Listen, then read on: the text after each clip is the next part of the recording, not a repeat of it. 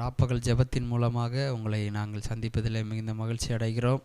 இந்த ராத்திரி வேளையில் நாம் எங்கே இருந்தாலும் தேவனுடைய பிரசன்னம் அந்த இடத்துல அவர் வெளிப்பட, தேவனுடைய பிரசன்னம் உங்களை நிரப்ப இந்த ராத்திரி வேளையில் தேவன் கிரியை செய்கிறார். ஹல்லேலூயா. தொடர்ந்து நம்ம கண்களை மூடி இந்த ராத்திரி வேளையில் தேவனுடைய சமூகத்தை நோக்கி பார்க்கலாம். ஓ நன்றி அப்பா, நன்றி அப்பா, உம்மை ஸ்தோத்தரிக்கிறோம் அப்பா, உமக்கு நன்றி செலுத்துகிறோம். நீர் நல்லவர் அப்பா. ஓ நீர் நன்மை செய்கிறவர் ராஜா. ஹல்லேலூயா. அப்படியே கிருபைகளுக்காக நன்றி, அப்படியே இரக்கங்களுக்காக நன்றி அப்பா. ஓ ஹல்லேலூயா, ஹல்லேலூயா. பெரியவரே நாங்கள் துதிக்கிறோம் ராஜா. ஓ சிறந்தவரே, ஹல்லேலூயா. ஓ ஹல்லேலூயா. அழகுள்ளவரே துதிக்கிறோம், துதிக்கிறோம் அப்பா. ஹல்லேலூயா. ஓ சர்வ வல்லமை உள்ளவரே நாங்கள் துதிக்கிறோம் அப்பா. ஓ நாங்கள் துதிக்கிறோம், துதிக்கிறோம் அப்பா. ஹல்லேலூயா, ஹல்லேலூயா அப்பா. ஹல்லேலூயா. தூரத்துக்கும் சமீபத்துக்கும் தேவனா இருக்கிறீங்க ஆண்டவரே. உம்மை தேடுகிற யாவருக்கும் நீர் ஆண்டவரே பதிலளிக்கிறவராக இருக்கிறீங்க சப்பா. ஓ இந்த ராத்திரி வேளையில் ஆண்டவரே உம்முடைய பிரசன்னத்தில் ஆண்டவரே ஹல்லேலூயா வந்திருக்கிற ஒவ்வொருடைய வாழ்க்கையில் அப்பா இந்த நாள் ஆண்டவரே இந்த இரவு வேளையில் தேவனுடைய அற்புதத்தின் கரம் அவங்கள தொடுவதாக, தேவனுடைய ஆண்டவரே ஹல்லேலூயா உம்முடைய மகிமையை அவங்களுக்கு கர்த்தர் வெளிப்படுத்துவீராகப்பா. ஹல்லேலூயா.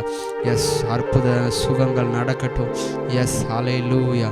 ஓ விடுதலைகள் உண்டாகட்டும் ஆண்டவரே. ஹல்லேலூயா. இந்த ராத்திரி வேளையில் தேவனுடைய ஆண்டவரே ஹல்லேலூயா தொடுதல் அவருடைய வாழ்க்கையில் உண்டாகட்டும். ஓ அப்பா நீ செய்கிறதற்காக நன்றி. ஓ ஹல்லேலூயா, ஹல்லேலூயா. ஓ நேற்றும் இன்றும் என்றும் மாறாதவரே, ஓ நம்பினோரை கைவிடாதவரே. ஓ ஹல்லேலூயா, ஓ ஹல்லேலூயா. உமக்கு நன்றி அப்பா.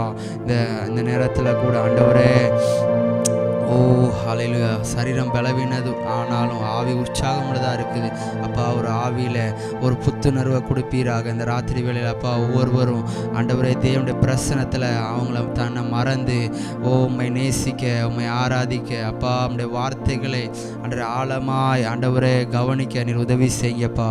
இந்த இரவு ஆண்டவரே அவங்க வாழ்க்கையிலே ஒரு அற்புதத்தின் இரவாய், ஆச்சரியத்தின் இரவாய் ஆண்டவரே தேவனுடைய வல்லமையை ஆண்டவரை காண்கிற இரவாய் நீர் இதை மாற்ற போவதுக்காக நன்றி அப்பா. ஓ ஹல்லேலூயா. தேங்க் யூ ஜீசஸ் அப்பா. ஒவ்வொருவரை நிரப்புவீராக ஆண்டவர். ஒவ்வொரு வீடுகளில் தேவனுடைய ஓ அளவில்லாத பிரசன்ன மகிமை ஒவ்வொரு மூடுவதாக. ஓ ஹல்லேலூயா, ஓ ஹல்லேலூயா தகப்பனே அப்பா. ஓ ஹல்லேலூயா. நிறைவானது வரும்போது குறைவானது ஒளிந்து போயிற்று. எஸ், ஹல்லேலூயா. நிறைவான ஆவியானவர் ஓ ஒவ்வொருவர் மேலும் அளவில்லாமல் நீ நிரப்ப போவதற்காக நன்றி ஆண்டவரே. ஓ ஹல்லேலூயா. சுகங்கள் உண்டாகட்டும், விடுதலைகள் உண்டாகட்டும். ஓ தோல்விகள் மாறட்டும், வெற்றிகளை காணட்டும் ஆண்டவரே. தேவனுடைய கிருபைகள் ஆண்டவரே ஹல்லேலூயா அளவில்லாமல் வெளிப்படுவதாக. எஸ், ஹல்லேலூயா. ஓ கிருபை மேலே கிருபை, பலத்தின் மேலே பலன் எஸ் உண்டாகிறதற்காய் நன்றி ஆண்டவரே. மகிமையின் மேலே மகிமை எஸ் ஹல்லேலூயா காண செய்கிறதற்காய் நன்றி அப்பா.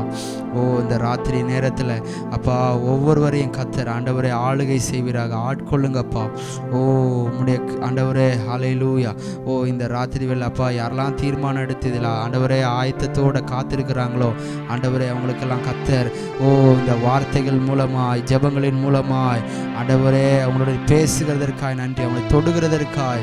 ஓ இந்த நாள் முதல் அவங்க வாழ்க்கையில் பெரிய வித்தியாசங்களை, மாற்றங்களை, ஓ தேவனுடைய மகத்துவங்களை ஆண்டவரே நீர் வெளிப்படுத்த போவதற்காய் நன்றி ஆண்டவரே.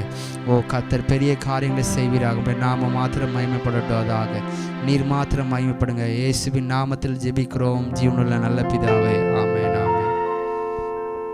ஹல்லேலூயா, ஆமென். சந்தோஷமாய் நாம் கர்த்தரை பாடி நாம் ஆராதிக்க போகிறோம். நம் தேவன் நல்லவர், அவர் பெரியவர், அவர் சர்வ வல்லமை உள்ளவராக இருக்கிறார். அவரை ஆராதிக்கும் போது நம்முடைய வாழ்க்கையில் ஆமெனுடைய மகிமையை நாம் பார்க்க முடியும். அவர் ஆமென் அவருடைய வல்லமையை நாம் அனுபவிக்க முடியும். ஹல்லேலூயா. அதே தேவ பிரசன்னத்தோடு இணைந்து நம் கரங்களை தட்டி ஹல்லேலூயா. எல்லாருக்கும் தெரிந்த பாடல் தான்.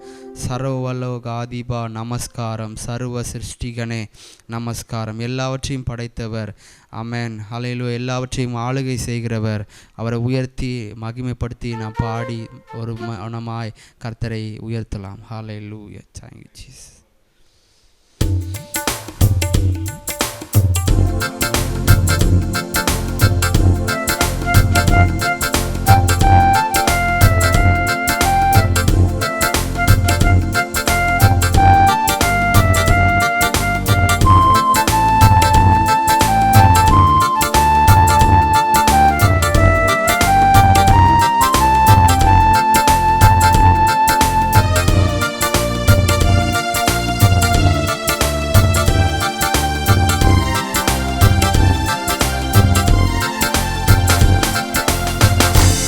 సర్వలోకాధిపా నమస్కారం, సర్వ సృష్టిగణే నమస్కారం, సర్వలోకాధిపా నమస్కారం, సర్వ సృష్టిగణే నమస్కారం.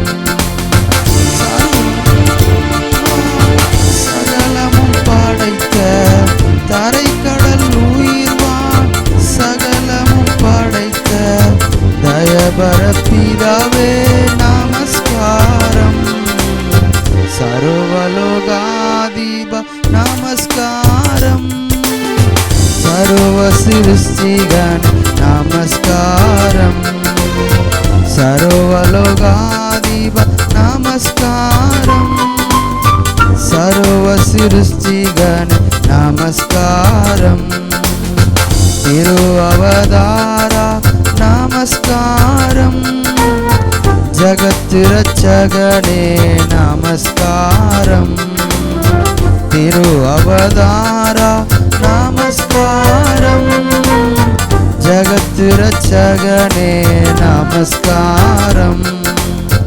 தரணியில் மனுடன் உயிரடைந்தோங்க, தரணியில் மனுடன் உயிரடைந்தோங்க, கருவினில் மாண்டோய் நமஸ்காரம், கருவினில் மாண்டோய் நமஸ்காரம். சர்வலோகாதிப நமஸ்காரம், சர்வ சிருஷ்டிகரே நமஸ்காரம், சர்வலோகாதிப சர்வ சிருஷ்டிகணே நமஸ்காரம். பரிசுத்த ஆவியே நமஸ்காரம், பரமச குருவே நமஸ்காரம், பரிசுத்த ஆவியே நமஸ்காரம், பரமசர் குருவே நமஸ்காரம். அருமையாடியார் அகத்தினில் வசிக்கும், அருமையாடியார் அகத்தினில் வசிக்கும் அரிய சிறிய சதா நமஸ்காரம், அவதாரா நமஸ்காரம், ஜகத் ரட்சகரே நமஸ்காரம், திரு அவதாரா நமஸ்காரம், ஜகத் ரட்சகரே நமஸ்காரம், திரு அவதாரா நமஸ்காரம், ஜகத் ரட்சகனே நமஸ்காரம். முத்தொழிலோனே நமஸ்காரம், மூன்றிலொன்றோனே நமஸ்காரம், முத்தொழிலோனே நமஸ்காரம், மூன்றிலொன்றோனே நமஸ்காரம். காதிகர்த்தா கருணை சமுத்திரா, கர்த்தாதி கர்த்தா கருணை சமுத்திரா, நித்ய த்ரியேக நமஸ்காரம், நித்ய த்ரியேக நமஸ்காரம். சர்வலோகாதிப நமஸ்காரம், சர்வ சிருஷ்டிகர நமஸ்காரம், சர்வலோகாதிப நமஸ்காரம், சர்வ சிருஷ்டிகர நமஸ்காரம். தரை கடல் உயிர்வான் சகலமும் படைத்த, தரை கடல் உயிர்வான் சகலமும் படைத்த தயபர பிதாவே நமஸ்காரம், தயபர பிதாவே நமஸ்காரம், சர்வலோகாதிப நமஸ்காரம், சர்வ சிருஷ்டிகண நமஸ்காரம், சர்வலோகாதிப நமஸ்காரம், சர்வ சிருஷ்டிகண நமஸ்காரம். ஹல்லேலூயா. ஆமென். ஹல்லேலூயா. முத்தொழிலோனே நமஸ்காரம், மூன்றில் ஒன்றோனே நமஸ்காரம். ஹல்லேலூயா. அதாவது கடவுள்னா என்னன்னா, அதாவது படைக்கிறவர், பாதுகாக்கிறவர், அடுத்தது என்னன்னா அழிக்கிறவர்னு வரும். ஆனால் ஆண்டவர் இதுவரைக்கும் நம்மளை அழிக்காமல் நம்மளை என்ன பண்ணியிருக்கிறார்னா உருவாக்கி இருக்கிறார், நம்மளை பாதுகாத்து கொண்டே இருக்கிறார். ஹல்லேலூயா. அப்படின்னா நம்மளை பராமரித்து கொண்டே இருக்கிறார். இதுவரைக்கும் நம்மளை அழிக்காமல் நம்மளை பாதுகாத்து வருகிறார். ஹல்லேலூயா. எஸ், கடவுள்னு ஒருத்தர் இருந்ததுன்னா மூணும் இருக்கும். ஆனால் நம்முடைய தேவன் இதுவரைக்கும் நம்மளை அழிவுக்கு எல்லாம் விலக்கி, தீமையிலிருந்தெல்லாம் நம்மளை ரட்சித்து, ஆமேன், எல்லா விதமான ஆமேன் சத்துருடைய எல்லா காரியங்களிலிருந்து நம்மளை ஆமேன் விடுதலையாக்கி நம்மளை இன்னைக்கு ஆமேன் ஜீவனோடு வைத்திருக்கார் என்றால் அவருடைய கிருபை. எத்தனை பேர் விசுவாசிக்கிறீங்க? ஹல்லேலூயா. எஸ், அவருடைய கிருபையை நினைத்து ஆமேன். ஹல்லேலூயா. அவரால் செய்ய ஆமேன். அதாவது தேவன் நமக்காக அவர் நமக்காக நம்ம மேலே எவ்வளோ அன்பு வச்சிருக்கிறாருன்னா சிலுவையில் அதை நம்ம பார்க்க முடியும். நமக்காக ஆமேன் சிலுவையில் அவர் ஆமேன். ஹல்லேலூயா. சிலுவைக்கு போனதுக்கு காரணமே என்னன்னா, என்னை அவர் நேசிக்கிறார். ஆமேன். அந்த அன்பை நான் எப்படி வெளிப்படுத்தணும்னு அவர் யோசித்து தான் சிலுவையில் அவர் தன்னுடைய ஜீவனை கொடுக்க ஆமேன் அவர் ஆயத்தமானது. ஹல்லேலூயா. ஹல்லேலூயா. அவருடைய அன்பு மிக பெரியதுங்க. அவருடைய அன்பு மிக உயர்ந்தது. அவருடைய அன்புக்கு எல்லையே இல்லை, அந்த அன்பிற்கு அளவே இல்லை. அவருடைய அன்பிற்கு ஆமேன் நம்ம வர்ணிக்க முடியாது. ஹல்லேலூயா. கடலிலே அதுக்கு ஒரு கடலே அதுக்கு சின்னதான் அவருடைய அன்புக்கு. ஆமேன். அவ்வளவாய் நம்மளை நேசிக்கிற ஒரு நல்ல தகப்பன் அவர். ஆமேன். ஹல்லேலூயா. எத்தனை பேர் விசுவாசிக்கிறீங்க? ஹல்லேலூயா. அவருடைய அன்பினாலே நம்மளை என்ன பண்ணியிருக்கிறாருன்னா ஆமேன். அதான் வசனம் சொல்லுது ரோமரில், நாம் பாவிகளாக இருக்கும்போதே கிறிஸ்து இயேசு நமக்காய் மரித்ததினாலே தேவன் நம்மேல் வைத்த அன்பை என்ன பண்ணியிருக்கிறார்? விளங்க பண்ணியிருக்கிறார். ஹல்லேலூயா. எஸ், அவருடைய அன்பு மாறுவதே இல்லை. ஆமேன். அவருடைய அன்பு ஒரு நாளும் ஆமேன் குறையாது, அது மாறாது. ஹல்லேலூயா. அவர் உங்கள் மேலே பிரியமாக இருக்கிறார், உங்கள் மேலே அன்பாகவே இருக்கிறார். ஹல்லேலூயா. தொடர்ந்து ஒரு பாடலை கூட நம்ம பாடி கர்த்தரை நாமத்தை உயர்த்த போகிறோம். ஆமேன். அனைத்தையும் அருளிடும் எனக்கென தந்திடும் ஆமேன் என்ற பாடலை பாடி ஆமேன் அவர் எனக்காக அனைத்தையும் அருளும்படி ஹல்லேலூயா அவர் ஆசையாக இருக்கிறார். ஹல்லேலூயா. எஸ், சுகம் என்னுடையது. ஆமேன். ஹல்லேலூயா. விடுதலை என்னுடையது, வெற்றி என்னுடையது. எஸ், ஹல்லேலூயா. செழிப்பு என்னுடையது. ஆமேன். எஸ், விசுவாசிக்கிறீங்களா? சிலுவையில் அவர் எனக்காய் சம்பாதித்து தந்த எல்லாமே அது எனக்குரியதாக இருக்குது. அதை நம்ம உரிமை பாராட்டும் போது, விசுவாசிக்கும் போது, அதுக்காக நான் பெற்றுக்கொண்டேன்னு சொல்லி அதை நான் நன்றி செலுத்தும் போது அது உங்கள் வாழ்க்கையில் அப்படியே நீங்கள் எடுத்துக்கொள்கிறீர்கள். ஹல்லேலூயா.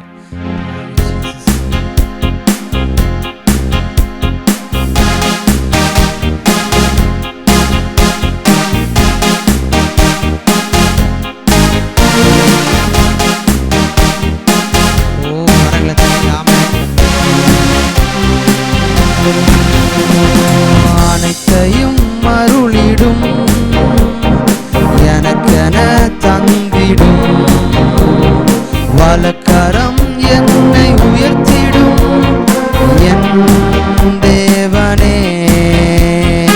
அனைத்தையும் அருளிடும் எனக்கென தந்திடும் வலக்கரம் என்னை உயர்த்திடும் என் தேவனே.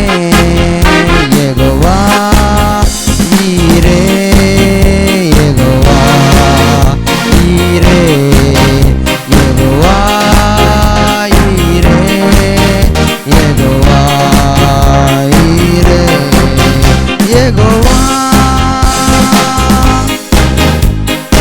ஈரே, யெகோவா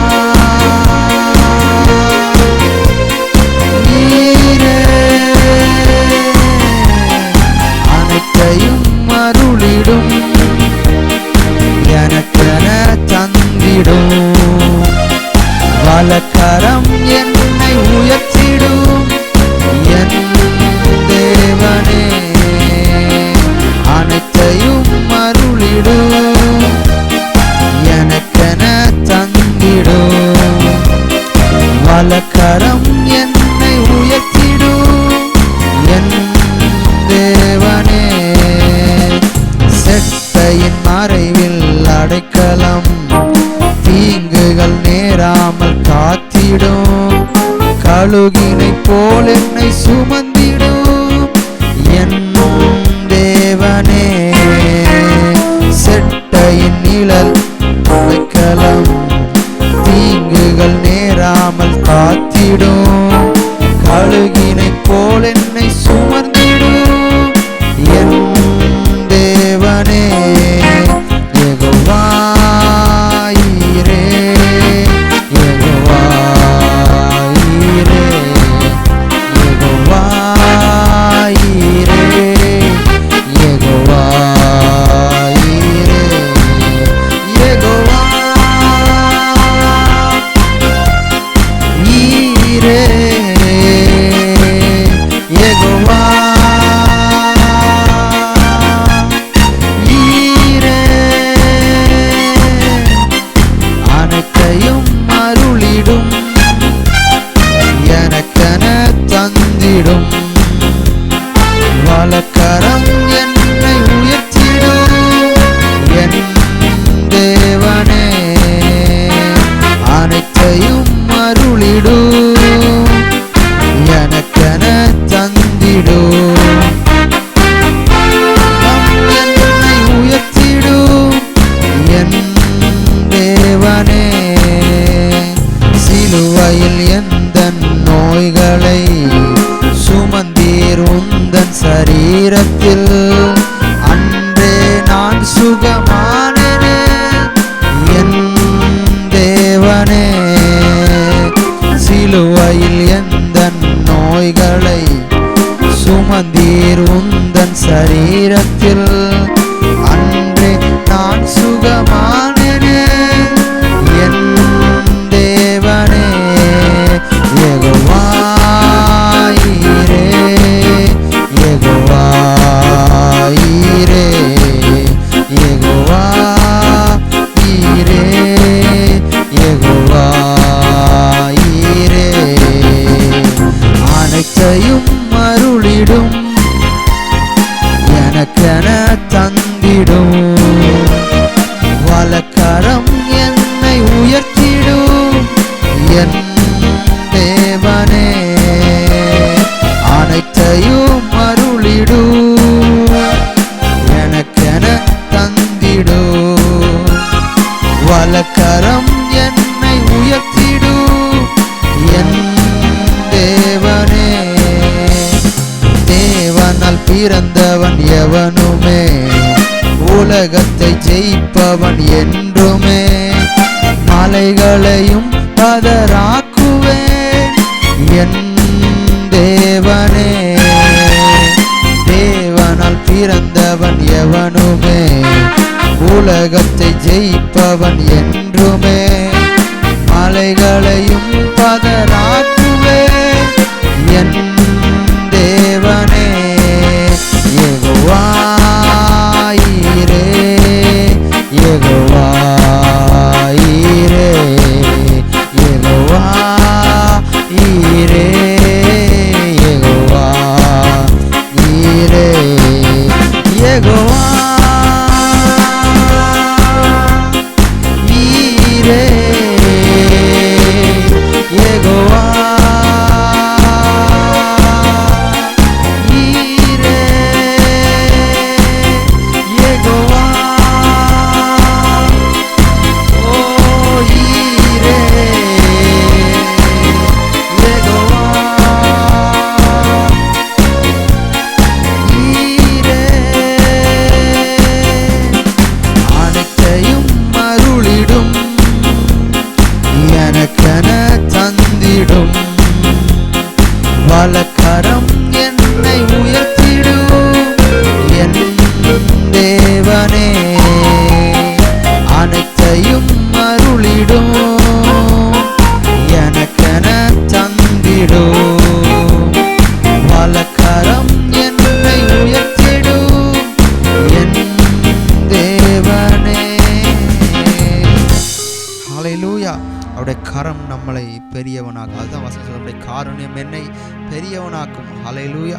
எஸ், அவருடைய கரம் என்றால் அவரே நம்மளோட இருந்து, கரம்னா கை வருதுன்னா அவரும் சேர்ந்து வருகிறார். ஹல்லேலூயா.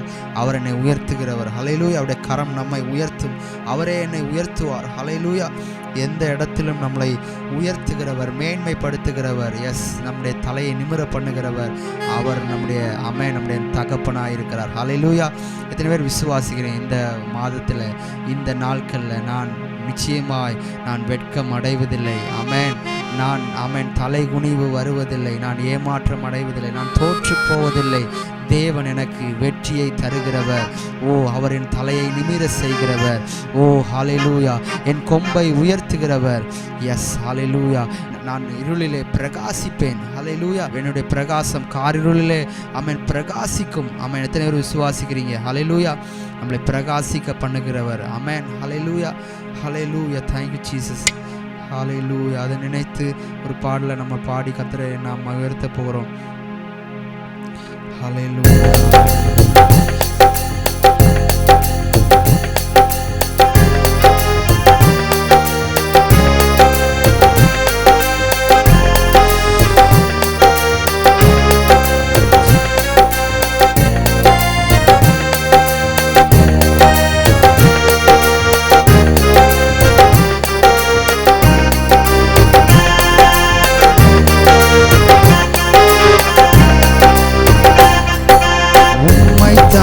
நான் பார்க்கிறேன், பிரகாசம் அடைகின்றேன்.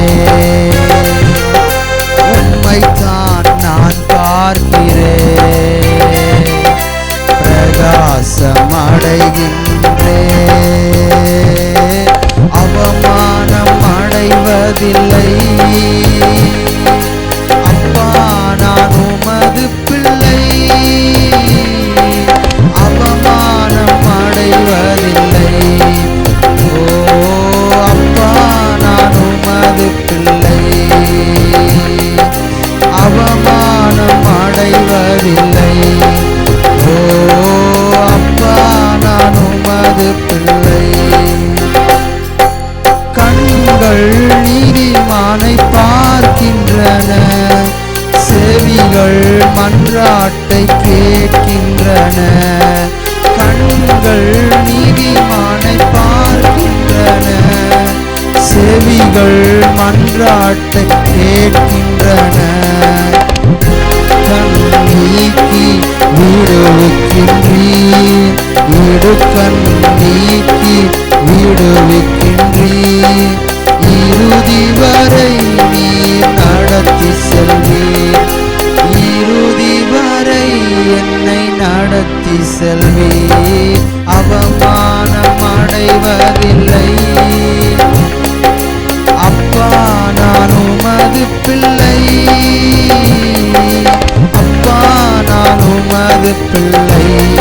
ஒரு நாளும் அவமானம் அடைவதில்லை. அப்பா, நான் உமது பிள்ளை. ஒரு நாளும் அவமானம் அடைவதில்லை.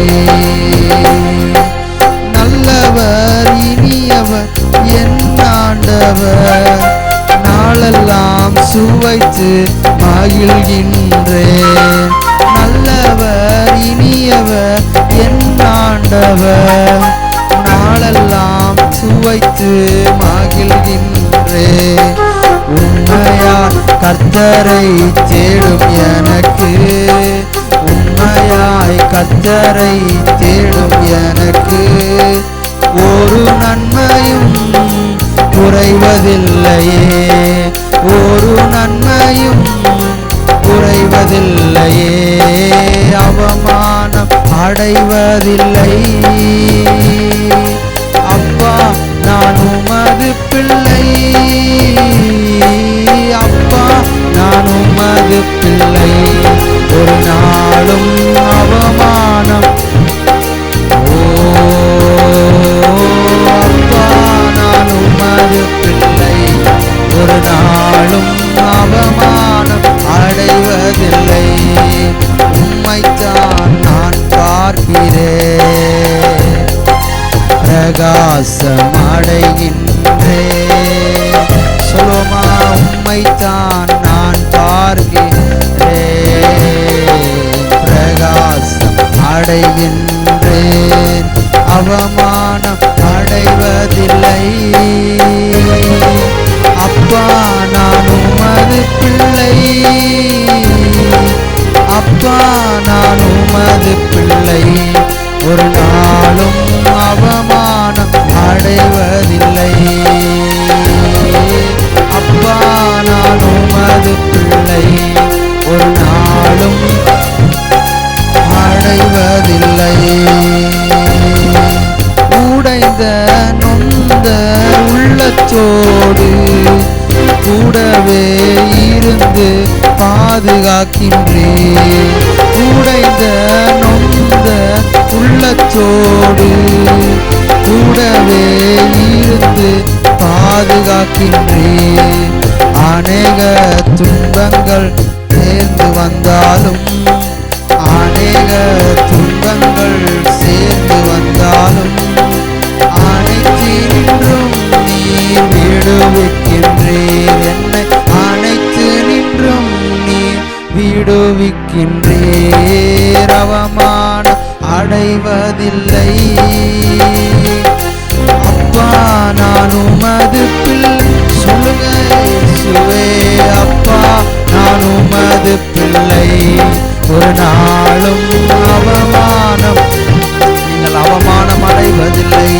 ஓ அவமானம் அடைவதில்லை. எஸ் அப்பா நான் உமது பிள்ளை, அவமானம் அடைவதில்லை. அப்பா நான் உமது பிள்ளை, அப்பா நான் உமது பிள்ளை, ஒரு நாளும் அவமானம். எஸ் அவரை நோக்கி பார்த்த முகங்கள் பிரகாசம் அடைந்தது, வெட்கப்பட்டு போவதில்லையோ. என் ஜனங்கள் ஒருபோதும் வெட்கப்பட்டு போவதில்லை. ஹல்லேலூயா. அவமானம் அடைவதில்லை. அப்பா நான் உமது பிள்ளை, ஒரு இடத்துல கூட எஸ் ஓ அப்பா நான், ஓ அவருடைய பிள்ளை நான், எஸ் ஓ அப்பா நான் உமது பிள்ளை, நாளும் எல்லா இடத்திலும் உங்களை வெற்றி சிறக்க பண்ணுகிறவர். ஓ முற்றிலும் நாம் ஜெயம் கொள்ள பிறந்திருக்கிறோம். ஹல்லேலூயா. எப்பொழுதும் எல்லாவற்றிலும் வெற்றி சிறக்க செய்கிறது நம்முடைய தேவன் அவர். ஓ தகப்பனவர். ஓ ரபா ஷஹதரபலபோ. Thank you Jesus. Hallelujah. Hallelujah. Oh thank you Father. நன்றி அப்பா, நன்றி அப்பா. ஓ அவரை நம்பி இருக்கிற ஒவ்வொருவருக்கும் அவரே அடைக்கலமாய், அவரே ஆதரவாய், அவரே துணையாய், அவரே ஓ நமக்கு எல்லாமாய் இருக்கிறார். எத்தனை பேர் விசுவாசிக்கிறீங்க? ஹல்லேலூயா, ஹல்லேலூயா, ஹல்லேலூயா. உங்க வெட்கத்திற்கு பதிலாக ஓ இரட்டத்தனையான பலன் வரும். எஸ் ஹல்லேலூயா, ஹல்லேலூயா, ஹல்லேலூயா. நீங்கள் அவமானம் அடைவதில்லை. எஸ் ஹல்லேலூயா. அவர் உங்கள் தலையை நிமிர பண்ணுகிறவர். எஸ் அவர் உங்கள் கொம்பை உயர பண்ணுகிறவர். எஸ் ஹல்லேலூயா. அவரை பார்க்கும்படி உங்கள் தலையை உயர்த்துகிறார். ஓ அவரை பார்க்கும்படி உங்கள் தலையை அவர் உயர்த்துகிறார். எஸ் ஹல்லேலூயா. ஓ வெற்றி குரல், வெற்றியின் சத்தம், ஓ வெற்றியின் தொனி நம்முடைய இல்லங்களிலே தொனிக்கப்பட போகிறது. ஹல்லேலூயா. Thank you Jesus. அப்பா உமக்கு நன்றி. கண்களை மூடி அப்பா நீ நடத்தி வந்த ஒவ்வொரு வழிகளுக்காக நன்றி. ஆச்சரியமான ஓ உம்முடைய நடத்துதலுக்காக நன்றி அப்பா. எங்களை இந்த மட்டும் நீர் நடத்தி வந்திருக்கிறீரே, உமக்கு நன்றி. ஓ எபினேசராய், நல்ல துணையாளராய், ஓ எங்களுக்கு ஆமென். ஹல்லேலூயா. எங்களுடைய ஆண்டவரே, எங்களுக்கு ஆண்டவரே போதுமானவராய், உண்மை உள்ளவராய், நீர் நல்லவராய் எங்களுக்கு இருந்ததற்காக நன்றி ராஜா. ஹல்லேலூயா. ஓ ஹல்லேலூயா, ஹல்லேலூயா. கிழக்கும் மேற்கும் வடக்கும் தெற்கும் அடைப்பட்டு போனாலும், கிழக்கும் மேற்கும் வடக்கும் தெற்கும் அடைப்பட்டு போனாலும், கிழக்கும் மேற்கும் வடக்கும் தெற்கும் அடைப்பட்டு போனாலும்,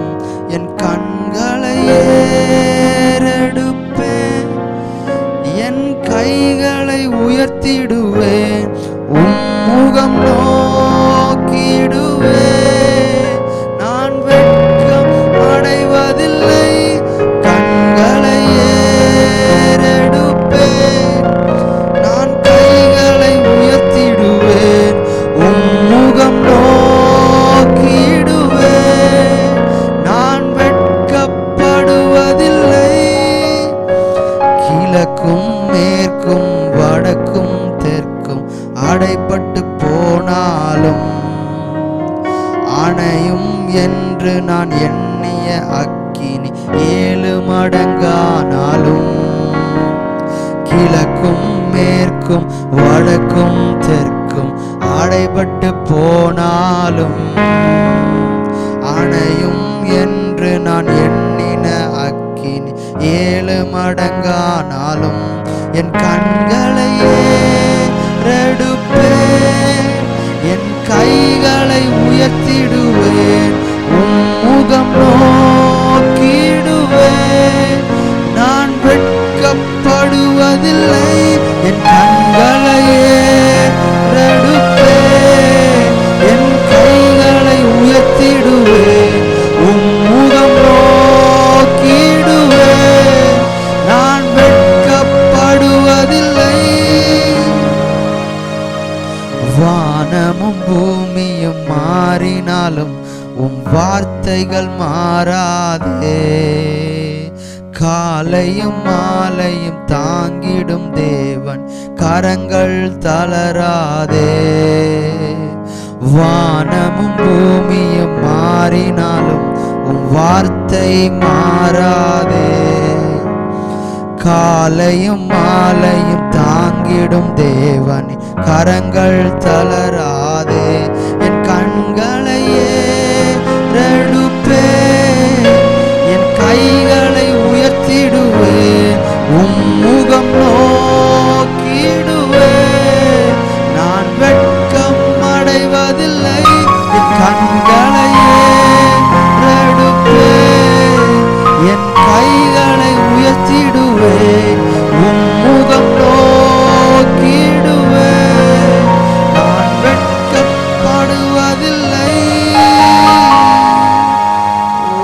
கிழக்கும் மேற்கும் வடக்கும் தெற்கும் அடைபட்டு போனாலும், அணையும் என்று நான் எண்ணிய அக்கினி 7 மடங்கானாலும். சொல்லுங்க, கிழக்கும் மேற்கும் வடக்கும் தெற்கும் அடைபட்டு போனாலும், அணையும் என்று நான் எண்ணின அக்கினி 7 மடங்கானாலும், கண்களை ஏறெடுப்பேன், என் கைகளை உயர்த்திடுவேன், முகம் நோக்கிடுவேன், நான் வெட்கப்படுவதில்லை, என் கண்களை ஏறெடுப்பேன், என் கைகளை உயர்த்திடுவேன், முகம் நோக்கிடுவேன், நான் வெட்கப்படுவதில்லை. வானமும் பூமியும் மாறினாலும் வார்த்தை மாறாதே, காலையும் மாலையும் தாங்கிடும் தேவன் கரங்கள் தளராதே. வானமும் பூமியும் மாறினாலும் வார்த்தை மாறாதே, காலையும் மாலையும் தாங்கிடும் தேவன் கரங்கள் தளராதே. என் கண்களை ஏறெடுப்பேன், என் கைகளை உயர்த்திடுவேன், முகம். ஹல்லேலூயா. அவருடைய முகத்தை நோக்கி பார்த்து சொல்லுங்க, அப்பா வெட்கப்படுவதில்லையே, கண்களை ஏறெடுப்பேன், நான் முகம் நோக்கிடுவேன், நான் வெட்கப்படுவதில்லை. என் குடும்பம் வெட்கப்படுவதில்லை, என் ஜனம் வெட்கப்பட்டு போவதில்லை. உம்மை நோக்கி பார்த்த முகங்கள் பிரகாசம் அடைகிறது. என் கண்களை நான் ஏறெடுக்கிறேன். எஸ், வசனம் சொல்லுது, எனக்கு ஒத்தாசை வரும், பர்வதங்களுக்கு நேராக என் கண்களை நான் ஏறெடுப்பேன். வானத்தையும் பூமியும் உண்டாக்கின தேவனிடத்திலிருந்து எனக்கு ஒத்தாசை, எனக்கு சகாயம் கிடைக்கும், எனக்கு உதவி கிடைக்கும். ஹல்லேலூயா. எத்தனை பேர் விசுவாசிங்க? அப்பா, எனக்கு போக்குற ஒரே ஒரு இடம், நான் பார்க்கும் ஒரே திசை, 4 திசைகளும் மனிதர்கள் அடைத்தாலும் நான் நோக்கும் ஒரே திசை, அது நீர் மாத்திரமே. கண்களையே எடுப்பேன், உண்மையா என் கைகளை உயர்த்திடுவேன். முகம் நான் வெட்கப்படுவதில்லை, என் கண்களையே எடுப்பேன், என் கைகளை முகம் நோக்கிடு. ஒரு நாளும் ஒருபோதும் எதிலும் நீங்கள் வெட்கப்படுவதில்லை.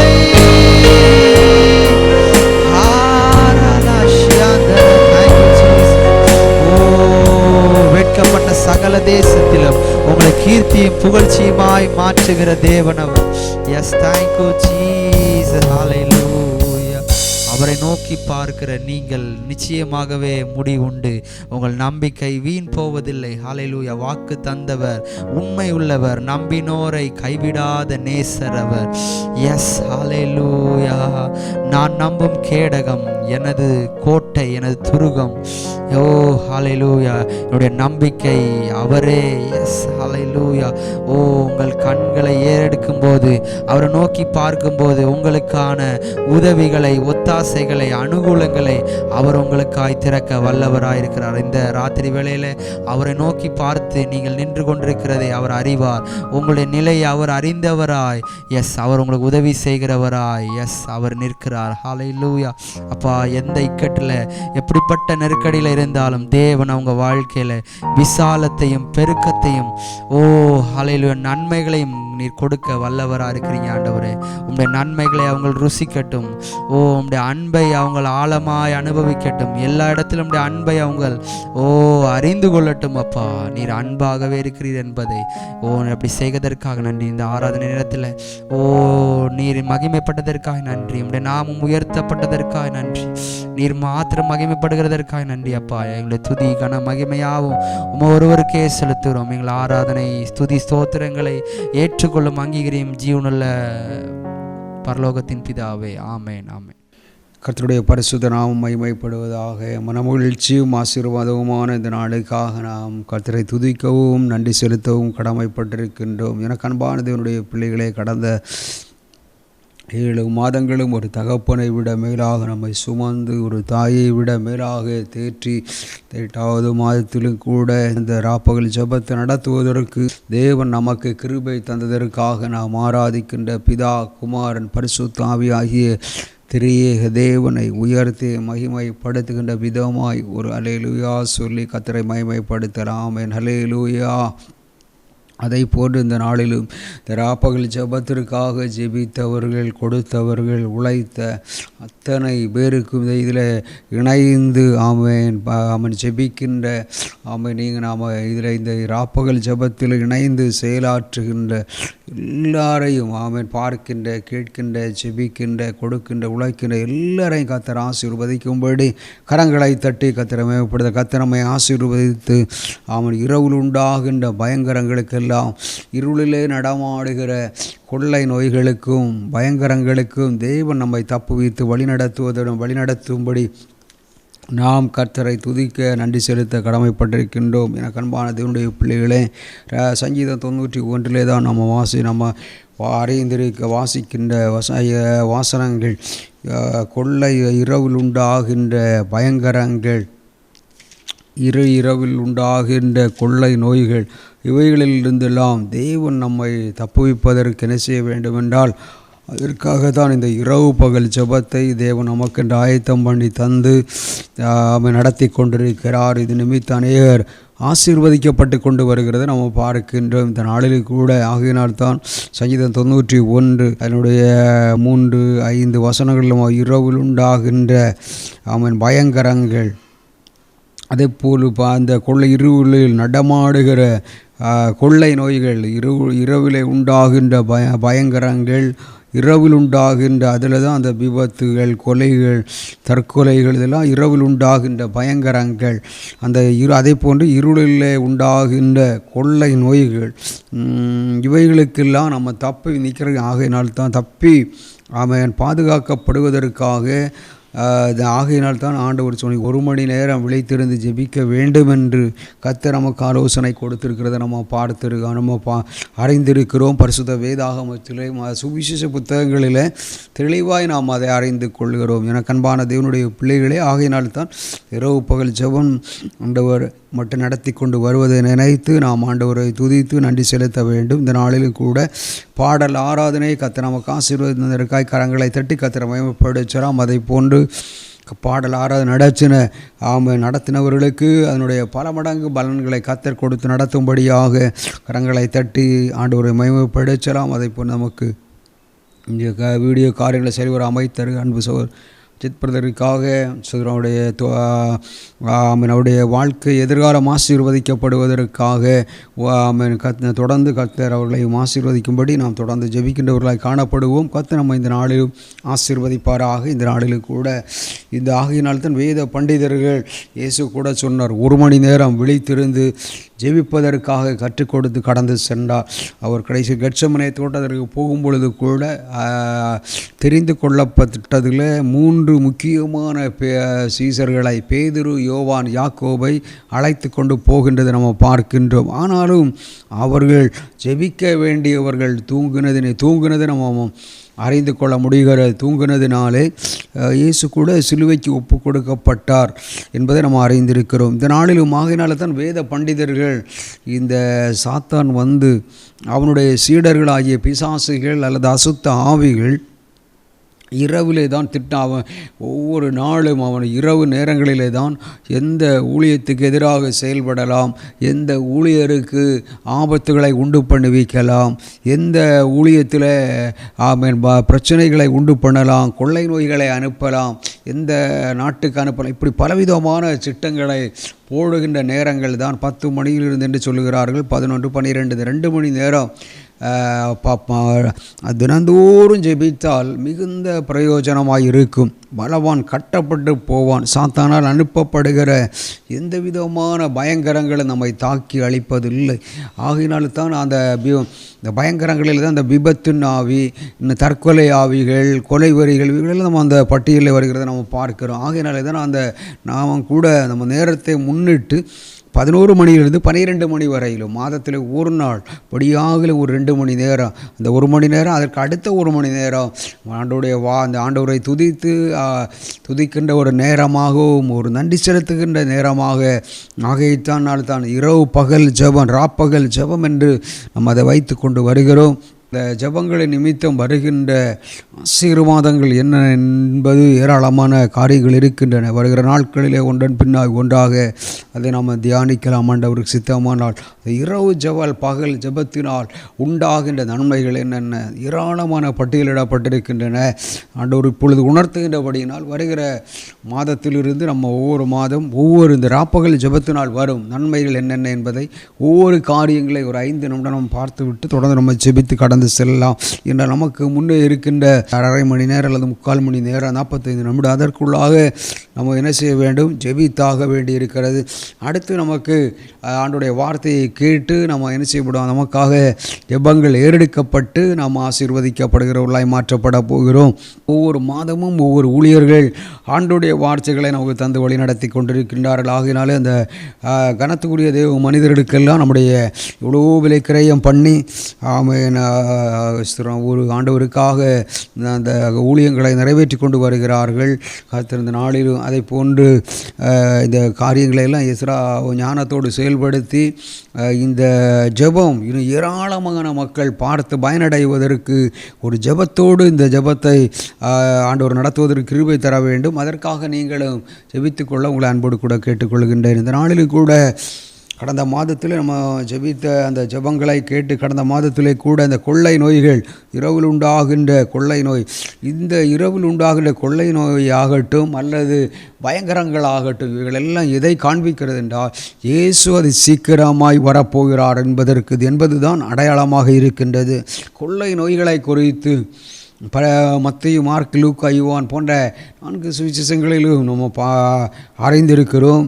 ஆண்டவர் எழுதி வைத்திருக்கின்றார். கொள்ளை நோய்கள் வரும்பொழுது இயேசு அது சீக்கிரமாய் வரப்போகிறார் என்பதை அறிந்து கொண்டு நாம் செயல்பட வேண்டும் என்பதற்காகவும் இன்னொரு காரியம், இந்த கொள்ளை நோய் ஆகட்டும் அல்லது இந்த பயங்கரங்களாகட்டும், இதிலே ஒரு மனிதர் பயங்கரங்களானாலும் இதில் ஒரு ரட்சிக்கப்பட்ட ஆண்டவருடைய ஊழியக்காரர் அல்லது விசுவாசி மரித்து போனாலும் அல்லது அவர் உயிரிழந்து போனாலும் அவர் ரட்சிக்கப்பட்டு ஞானஸ்நானம் பெற்று பரிசுத்த வேதாகமத்தின்படி இயேசு யோர்தான் நதியிலே ஞானஸ்நானம் பெற்று கரையேறுகிறத நம்ம பார்க்கின்றோம். புறாவின் வடிவிலே பரிசுத்த ஆவியானவர் இறங்குகிறார். திருமுழுக்கை நம்ம பெற்று ஞானஸ்நானத்தை நம்ம பெற்று என்ன செய்ய வேண்டும் என்றால் பரிசுத்த ஆவியின் நிறைவோடு பரிசுத்தத்தோடு நம்ம வாழ்ந்து ஒரு சாட்சியை வாழும் பொழுது நிச்சயமாக எந்த ஒரு காரியம் நம்மை தாக்கி அழித்தாலும் நம்ம நரகத்திற்கு போகவே மாட்டோம். ஆகையினாலே தான் மறுபடியும் ஊழியக்காரர்கள் சொல்லிக் கொண்டிருக்கிற காரியம் என்ன தெரியுமா? இன்றைய விசுவாசிகளும் ஊழியர்களும் ஜெபிக்கின்றவர்களும் சொல்கின்ற காரியங்கள் என்ன? நீங்கள் ரட்சிக்கப்பட வேண்டும், மனம் திரும்ப வேண்டும் என்று தான் சொல்லிக் கொண்டிருக்கிறார்கள். காரணம் என்ன? இது நாங்கள் சுயமாய் செய்கின்ற காரியங்கள் அல்ல, கர்த்தர் கொடுத்த கட்டளையாக இருக்கிறது. இயேசு சொன்னார், நீங்கள் உலகம் எங்கும் போய் சர்வ சிருஷ்டிக்கு என்ன செய்யுங்கள்? சுவிசேஷங்களை பிரசங்கம் பண்ணுங்கள். நம்ம வேதாகமத்தில் எழுதப்பட்டிருக்கிற காரியங்களை ஆகிய சொல்லுங்கள் என்று சொன்னார். ஆகையினாலே எந்த ஒரு பயங்கரமோ, ஆனால் ஜெபிக்க அவைகளெல்லாம் குறைந்து விடும். ஒரு பயங்கரமாக இருக்கலாம், கொள்ளை நோயலாக இருக்கலாம், ஊழியரை குடும்பத்தையும் விசுவாசிகள் குடும்பத்தை பாதுகாக்க முடியும். ஒருவேளை அதை தாண்டி அவர்கள் உயிரிழந்து போனாலும் அவர்கள் அக்னியும் கந்தகமும் எரிகிற அக்னி கடலுக்கு வரவே மாட்டார்கள், பரலோகத்துக்கு தான் வந்து விடுவார்கள். காரணம், அவர்கள் ரட்சிக்கப்பட்டிருக்கிறார்கள், மனந்திருப்பி இருக்கிறார்கள், பாவ மன்னிப்பு நிச்சயத்தை பெற்றிருக்கிறார்கள், ஒரு சபையில் அங்கம் வகித்துக் கொண்டிருக்கிறார்கள், திருவிருந்திலே பங்கு விடுகிறார்கள். இதற்கு மேல் இந்த உலகத்தில் வேறு எதுவுமே கிடையாது. ஆகையினாலே தேவன் விரும்புகின்ற படி அவர்கள் பரிசுத்த வேதாகமத்தின்படி நடக்கிறபடினால் நிச்சயமாக இப்போ ஆகையினாலே இந்த ஜெப விண்ணப்பங்கள் எல்லாம் ரட்சிக்க ஒரு நபர் பயங்கரம் ஏற்பட்டு தானாக ரட்சிக்கப்படாத ஒரு நபர் உயிரிழந்து போனால் அவர் பரலோகத்துக்கு வரமாட்டார். அக்கினி கந்தகம் எரிகிற அக்கினி கடலுக்கு தான், நரகத்துக்கு தான் போய்விடுவார். ஆகையினாலே தான் அந்த காரியங்கள் அவர்கள் அந்த நரகத்துக்கு போய்விடக்கூடாது. நாம் பெற்ற ரட்சிப்பை அவர்களும் பெற்றுக்கொள்ள வேண்டும். நமக்கு கொடுக்கப்படுகிற பரலோகத்தில் அவர்களும் வர வேண்டும் என்ற ஒரு எண்ணத்தோடு தான் இந்த ஜெபங்கள் நடைபெற்று கொண்டு வருகிறது. ஆகையினால் இதற்காக ஜெபித்து கொள்ளுங்கள். கர்த்தர் நம்மை ஆசீர்வதிப்பாராக. அதே போல் கடந்த மாதம் நம்ம அது எபோலா என்று சொல்லக்கூடிய ஒரு கொள்ளை நோய் ஆப்பிரிக்கா, கடந்த மாதத்தில் நம்ம இதற்காக அதிகமாக நம்ம ஜெபித்தோம். ஆனால் நம்முடைய ஜெபங்களை கேட்டு கர்த்தர் என்ன செய்தார் என்றால் அதை குறைத்திருக்கின்றார். தற்பொழுது தொடர்ந்து அந்த நோய் கடந்து வரவே இல்லை. ஆப்பிரிக்கா நாடான காங்கோவில் அந்த எபோலா நோயினாலே பாதிக்கப்பட்ட மக்கள் 3000 இருந்தார்கள். ஆனால் கடந்த மாதம் நம்ம ஜெபித்தோம். கர்த்தர் அந்த இன்னும் உண்டு, அதில் சிலர் உயிரிழந்திருக்கிறார்கள். அதனாலே பாதிக்கப்பட்டோர் எண்ணிக்கை மட்டுமே கடந்திருக்கிறது. அது எண்ணிக்கை அதில் தற்போது 3000, அதில் 3000 இப்படி ஏராளமான புள்ளி விவரங்கள் கொடுத்திருக்காரு. இது எப்படி மகிழ்வுடன் நம்முடைய ஜெபத்தினாலே கர்த்தர் அவைகளை குறைக்க வல்லமை உள்ளவராக இருக்கிறார். ஒன்று. ரெண்டாவது, நம்ம இப்படிப்பட்ட கொள்ளை நோய்கள் கொரோனா மட்டும்தான் நம்ம அதிகமாய் பேசப்படுகிற கொள்ளை நோயாக இருக்கிறது. அதையும் தாண்டி இப்பொழுது பாருங்கள், மாதந்தோறும் ஒரு கொள்ளை நோய்கள் வந்து கொண்டிருக்கிறது நம்ம பார்க்கிறோம். ஆனால் சில மாதங்களிலே கர்த்தர் அதை அனுமதிக்காமல் பாதுகாக்கிறார். காரணம், ஜெபம் எப்பொழுதெல்லாம் கூடுகிறதோ அப்பொழுதெல்லாம் பாருங்கள், பழைய ஏற்பாட்டின் காலத்தில் மோசையின் கரங்கள் உயர்ந்திருந்த பொழுதெல்லாம், ஊழியர்களின் கரங்கள் உயர்ந்திருந்த பொழுதெல்லாம், அல்லது இன்னொரு பக்கத்தில் இஸ்ரவேல் மக்களுடைய கரங்கள் உயர்ந்திருந்த பொழுதெல்லாம், இஸ்ரவேல் மக்கள் அந்த ஜெப கரம் உயர்ந்திருப்பது என்றால் என்ன அடையாளம்? ஜெபம் என்பது அடையாளமாயிருக்கிறது.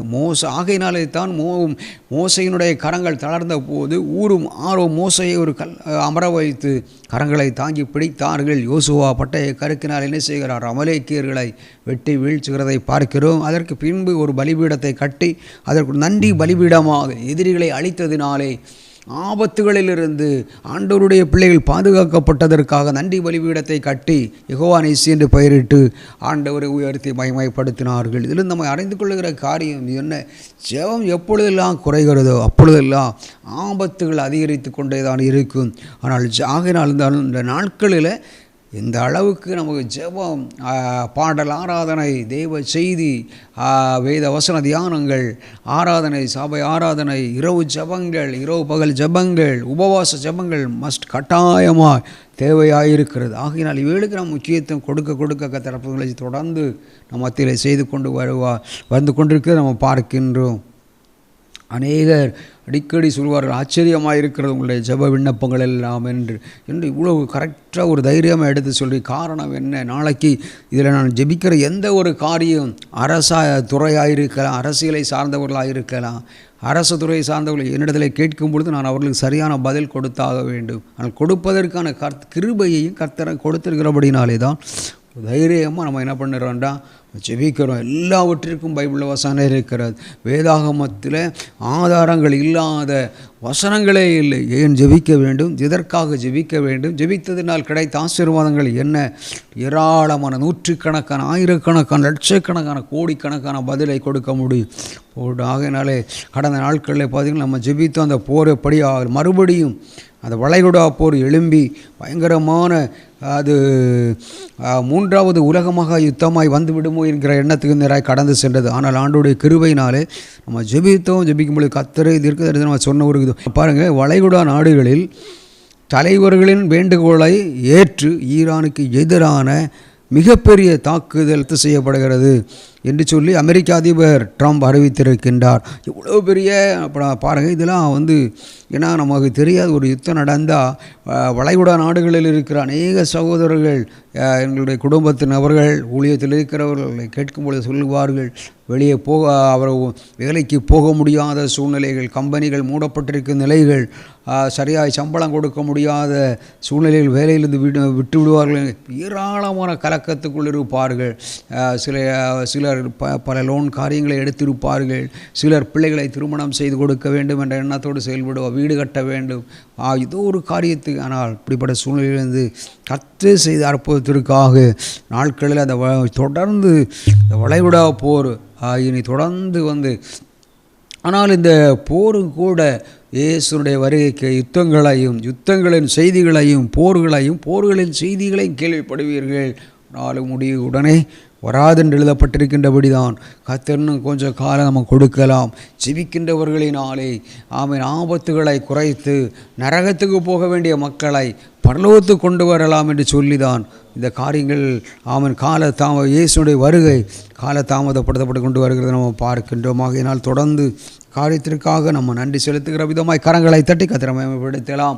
அதை போன்று இந்த நாளில் இந்த கொலம்பியா நாட்டில் ஏற்பட்ட ஒரு சக்தி வாய்ந்த நிலநடுக்கத்தினாலே 111 பேர் பலியாகி இருக்கின்றார்கள்.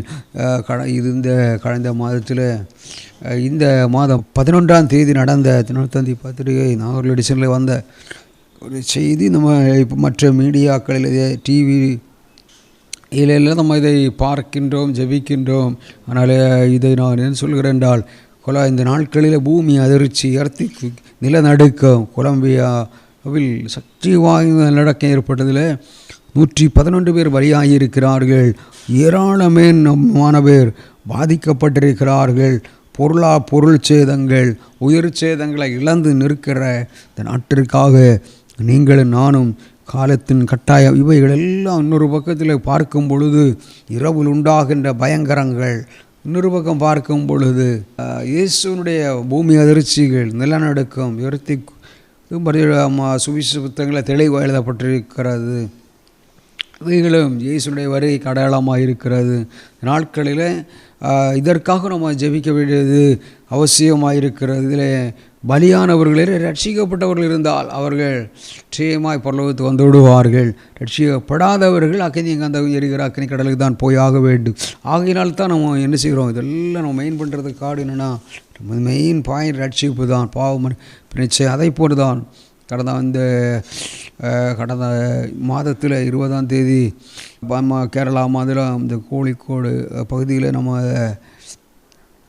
இந்த மாதம் பார்த்திங்கன்னா போதைப்பொருள் விற்ற ஆசிரியர்கள் 3 பேர் கைது என்று சொல்லி பத்திரிகையில் வந்ததை நம்ம பார்க்க முடிந்தது. 27/26 அன்று தினத்தந்தி நாள் வெடிச்சின பத்திரிகையில் கேரளா மாநிலம் கோழிக்கோட்டில் பாருங்கள், வெளியே பயிரை மேய்ந்தது போன்ற ஒரு நிலை. போதைப்பொருள் விற்ற ஆசிரியர்கள் 3 பேர் கைது. பள்ளி மாணவர்களுக்கு சப்ளை செய்தது அம்பலமாகிவிட்டது. இந்த 3 பேரையும் பிடித்திருக்கிறார்கள்.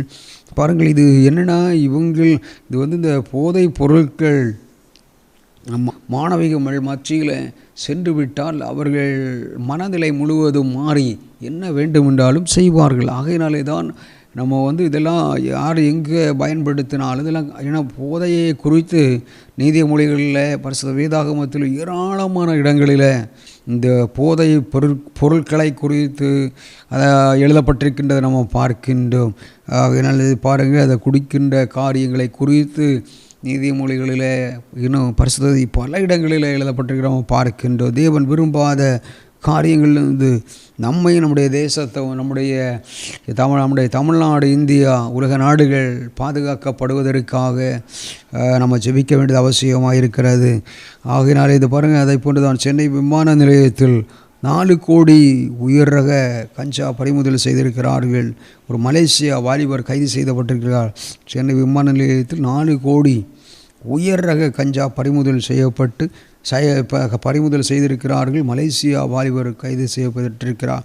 இதனால தான் நம்ம எல்லாம் போய் இளைஞர்களுக்கு மத்தியில் கிடைத்து விட்டால் என்ன அவர்கள் பயன்படுத்தி விட்டு என்ன வேணாலும் செய்திருவாங்க. அந்த மாதிரி தான் காலங்கள் சென்று கொண்டிருக்கிறது. ஒரு காலகட்டத்தில் வாலிபர்கள் தான் தவறான பாதைக்கு நேராய் பாலியல் பலாத்காரமாகட்டும், பீடி, சிகரெட், கஞ்சா போன்ற பயங்கரமான காரியங்களுக்கு அடிமையாகி கொண்டு. ஆனால் தற்பொழுது நம்ம இந்த காலத்தினுடைய கடைசி என்பதை அறிந்து கொள்ளும் அளவுக்கு சிறுவர்களே அதில் செயல்படுகிறத நம்ம பார்க்கிறோம். பாருங்கள், நம்ம தமிழ்நாட்டில் கூட கோவை கிண்ணத்துக்கடவு அருகே ஒரு பயங்கரமான காரியம் நடந்திருக்கிறத பார்க்க முடிகிறது.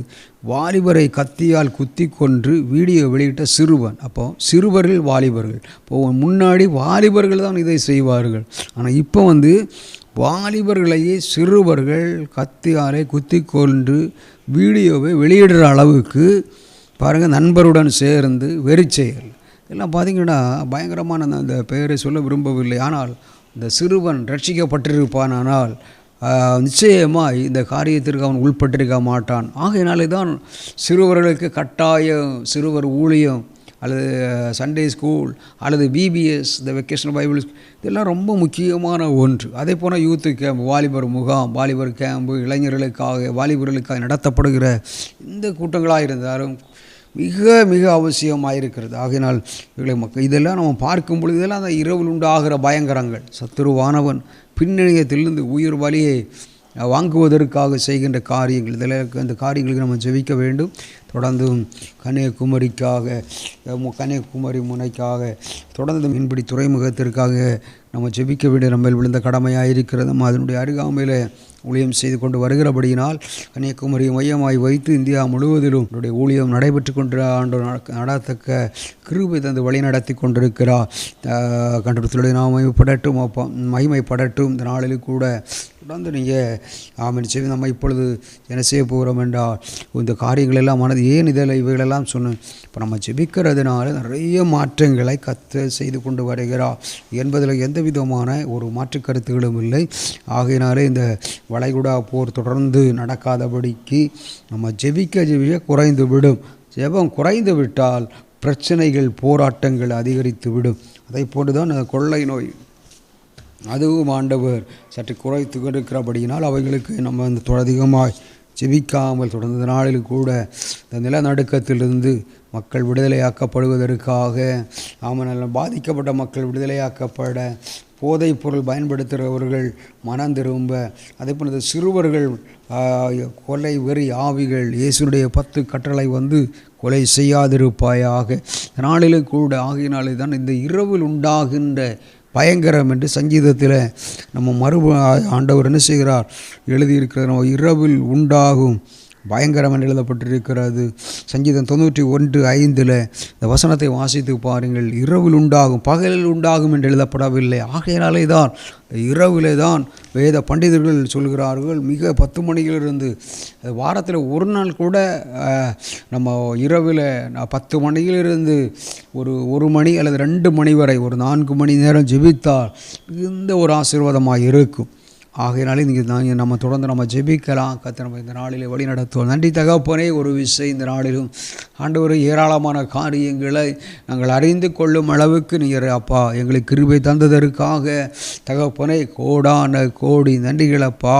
இந்த நாளிலும் கூட அப்பா கடந்த மாதங்களிலே எங்களுடைய ஜெபங்களை கேட்டு ஆப்பிரிக்கா நாடுகளில் உண்டாகிய தப்புனை இந்த காங்கோவில் ஆண்டவரே ஒரு எபோலா கொள்ளை நோய் வந்து கிட்டத்தட்ட 3000 மக்கள் பாதிக்கப்பட்டு சிலர் உயிரிழந்த சூழ்நிலையில் பத்திரிகை செய்தி வந்த பொழுது ஒரு ஜெப குறிப்பாக எடுத்து கடந்த மாதம் நாங்கள் ஜெபித்தோம் அப்பா. ஆனால் நீருங்கள் ஜெபங்களை கேட்டு இந்த மாதத்தில் தொடர்ந்து அதை வகைகளை குறைத்து கொண்டதற்காக தகப்பனே உமக்கு நாங்கள் நன்றி செலுத்துகிறோம் அப்பா. ஏன் நாங்கள் இவ்வளவு விலைக்கரையம் பண்ணி ஜெபிக்கிறோம் என்றால் தகப்பனே ரட்சிக்கப்பட்ட ஒரு நபர், ஒரு ஊழியராயிருக்கலாம், விசுவாசியருக்கு யாராக இருந்தாலும் கொள்ளை நோய் வந்து மரித்தால் அவர் பரலோகத்துக்கு வந்து விடுவார், நரகத்திற்கு போய்விட மாட்டார். அக்னி கந்தகம் எரிகிற நரகத்திற்கு போய்விட மாட்டார். ஆனால் ரட்சிக்கப்படாதவர்கள் இந்த கொள்ளை நோயினால் மரித்து போனார், அக்னி கந்தகம் எரிகிற ஆகையினால் தான் அப்பா சாகிறவனுடைய சாவை நான் விரும்பவில்லை என்று சொல்லுகிறீர் அல்லவா. 99 நீதிமான்களை விட ஒரு பாவி மனம் திரும்பும் பொழுது பரலோகம் சந்தோஷம் அடைகிறது. பரலோகம் சந்தோஷம் அடைகிற ஊழியம்தான் சால்வ ரட்சிப்பின் ஊழியம் அப்பா. மனம் திரும்புதலின் ஊழியம் விலைக்கிரயமாய் இந்த ஒரு ஆத்துமா சகப்பனை உம்முடையத்திலே வந்து பரலோகத்திலே வந்து இளைப்பாறுகிறது. அப்படி இளைப்பாற விடாதபடி பரலோகத்திலே வந்து நித்திய காலமாய் மனமகிழ்ச்சியோடு வாழ விடாதபடி திருவாயே சாத்தான் பசத்துரு பல விதங்களிலே தடை பண்ணலாம். ஆனால் அந்த தடைகளை எல்லாம் கர்த்தருடைய தெரிந்து அற்புதம் செய்தருள போகிறதற்காய் கரங்களை தட்டி கர்த்தரை மகிமைப்படுத்தலாம். அதே போன்று வளைகுடா போரெல்லாம் ஆமேன் வளைகுடா நாடுகளினுடைய தலைவர்களுடைய வேண்டுகோளை ஏற்று ஆமேன் அமெரிக்க அதிபர் ட்ரம்ப் அவர்கள் ஆமேன் வளைகுடா போரை நிறுத்தி இருப்பதற்காக தகப்பனே உமக்கு நாங்கள் நன்றிகளை ஏறெடுக்கிறோம் அப்பா. உமக்கு துதிகளையும் நன்றிகளையும் நாங்கள் ஏறெடுக்கிறோம். நன்றி பலி செலுத்துகிறோம் அப்பா. கரங்களை தட்டி கர்த்தரை மகிமைப்படுத்தலாமா. அதை போன்ற இந்த நாளில் இந்த கொலம்பியா நாட்டில் ஏற்பட அந்த சக்தி வாய்ந்த ஒரு நல்ல நடுக்கத்தில் 111 பேர் உயிரிழந்திருக்கிறார்கள். தகப்பனை இதில் ரட்சிக்கப்பட்டவர்கள் பரவது வந்து விடுவார். ரட்சிக்கப்படாத மக்கள் ஆண்டவரே இது நிமித்தம் எத்தனையோ குடும்பங்கள் உயிர் சேதங்கள், பொருள் சேதங்கள், ஆண்டவரே பெற்றோரை இழந்த பிள்ளைகளை இழந்த பெற்றோர்கள், பிலிவேஸை சகோதரிகளை இழந்தவர்கள் அப்போ கண்ணீரோடு வேதனையோடு இருக்கிற எல்லா குடும்பத்திலே அப்போ எல்லாரையும் விடுதலை ஆக்கி ஆண்டவரே பாதுகாத்து நடத்துவீராக அப்பா. ஆண்டவரே நன்றி. அந்த இழப்புகளை சந்தித்திருக்கிற ஆண்டவரே இந்த நாடு மறுபடியும் உயிர் முயற்சி பெற்றப்பா. ஆண்டவரே நன்றி. உம்மை அதிகமாய் அறிந்து கொண்டு உமக்கு முதலிடம் கொடுக்க கிருபை கொடுத்து நடத்துங்கப்பா. நீங்கள் அப்படி செய்துள்ள போகிறதற்காக நன்றி அப்பா. நன்றி தகப்பனே. நாளை பாண்டு நன்றி அப்பா. நன்றி ஆண்டவரே. நிலை நடுக்கம், பூமி அதிர்ச்சி, எர்த்திக்கு என்பது அப்பா அவருடைய வரையை சமீபம் என்பதை நாங்கள் அறிந்திருக்கிறோம் ஆண்டவரே. நன்றி. பூமி அதிர்ச்சிகளை அப்பா நாங்கள் பரிசுத்த வேதாகமத்தில் எழுதப்பட்டிருக்கிற பார்க்கிறோம்.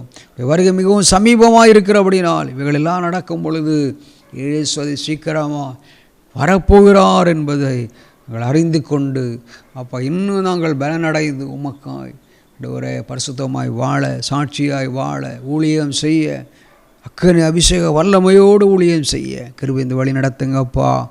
இப்படி செய்துள்ள போகிறதற்காக நன்றி அப்பா. ஓ நன்றி அப்பா. ஹல்லேலூயா. ஓ நன்றி ரூபா. நன்றி அப்பா. அதை போன்று ஆண்டவரே நாடிலும் ஆண்டவர் போதை பொருட்களை ஆண்டவரை அப்பா ஆண்டவர் அதை விற்கிற ஆண்டவர் அதை இன்னும் அநேக அப்பா ஆண்டவர் அநேகரிடத்தில் கடந்து போகிறதை குறித்து நாங்கள் இதை பத்திரிகைகளில் அறிந்து கொண்டோம் அப்பா.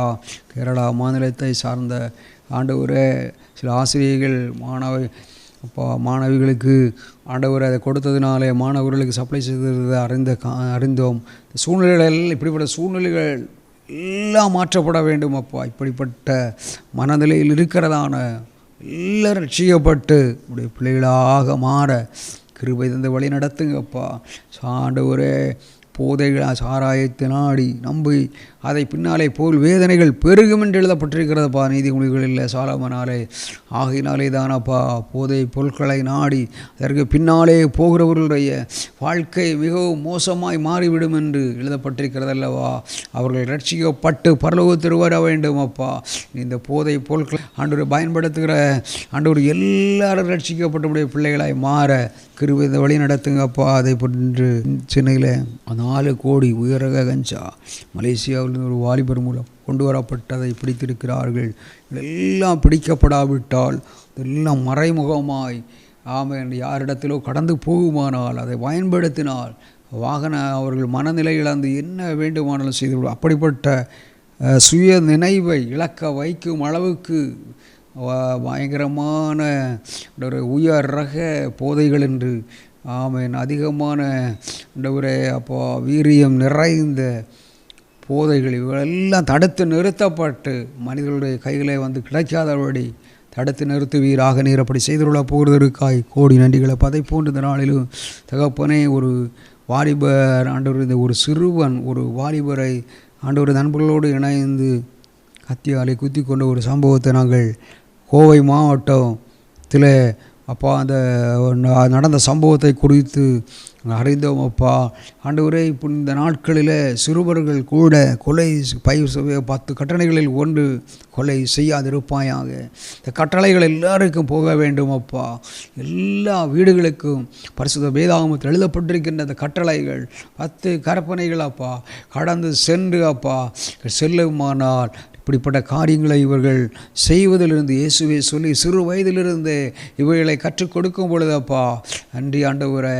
இப்படிப்பட்ட காரியங்களிலிருந்து அவர்கள் விடுதலையாக்கப்பட்டு ஆண்டவருடைய பிள்ளையாய் மாறிவிடுவார்கள்.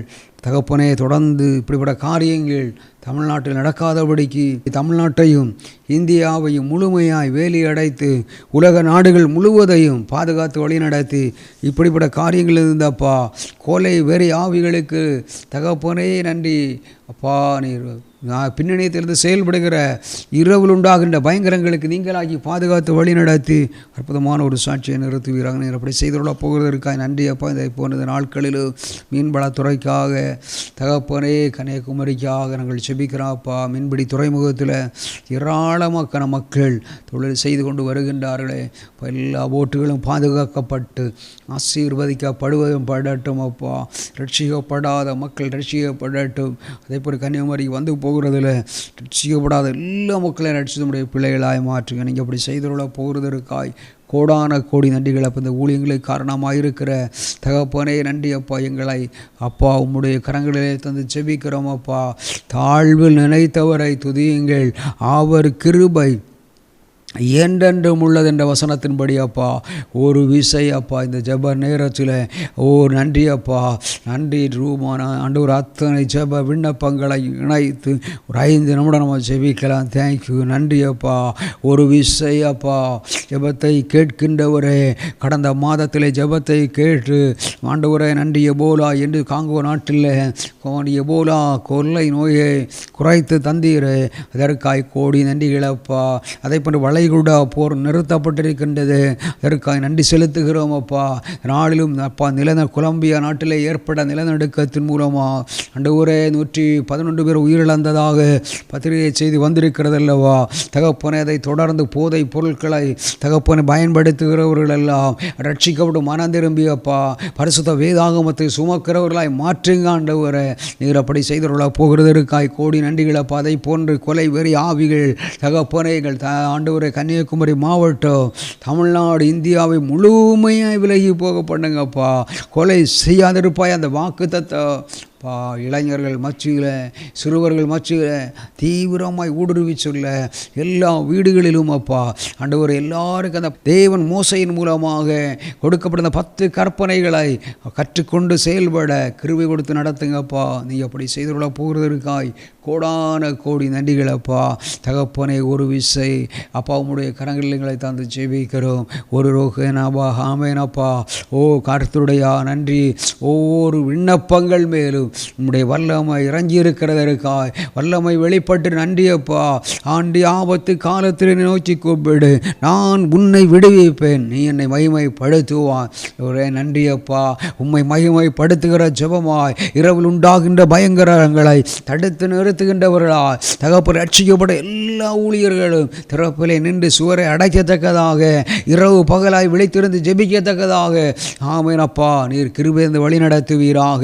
திறப்பின் ஊழியர்களுடைய இன்னொரு பகுதியாக செய்யப்படுகிற அந்த ஊழியத்தை கர்த்தர் முழுமையாய் பொறுப்படுங்க. ராப்பகல் ஜெபம் பார்க்கின்ற மக்கள் கேட்கின்றவர்கள் ஆண்டவர் இதில் கலந்து கொண்டு ஜெபிக்கின்ற எல்லாரையும் கர்த்தர் ஆசீர்வதிப்பீராக.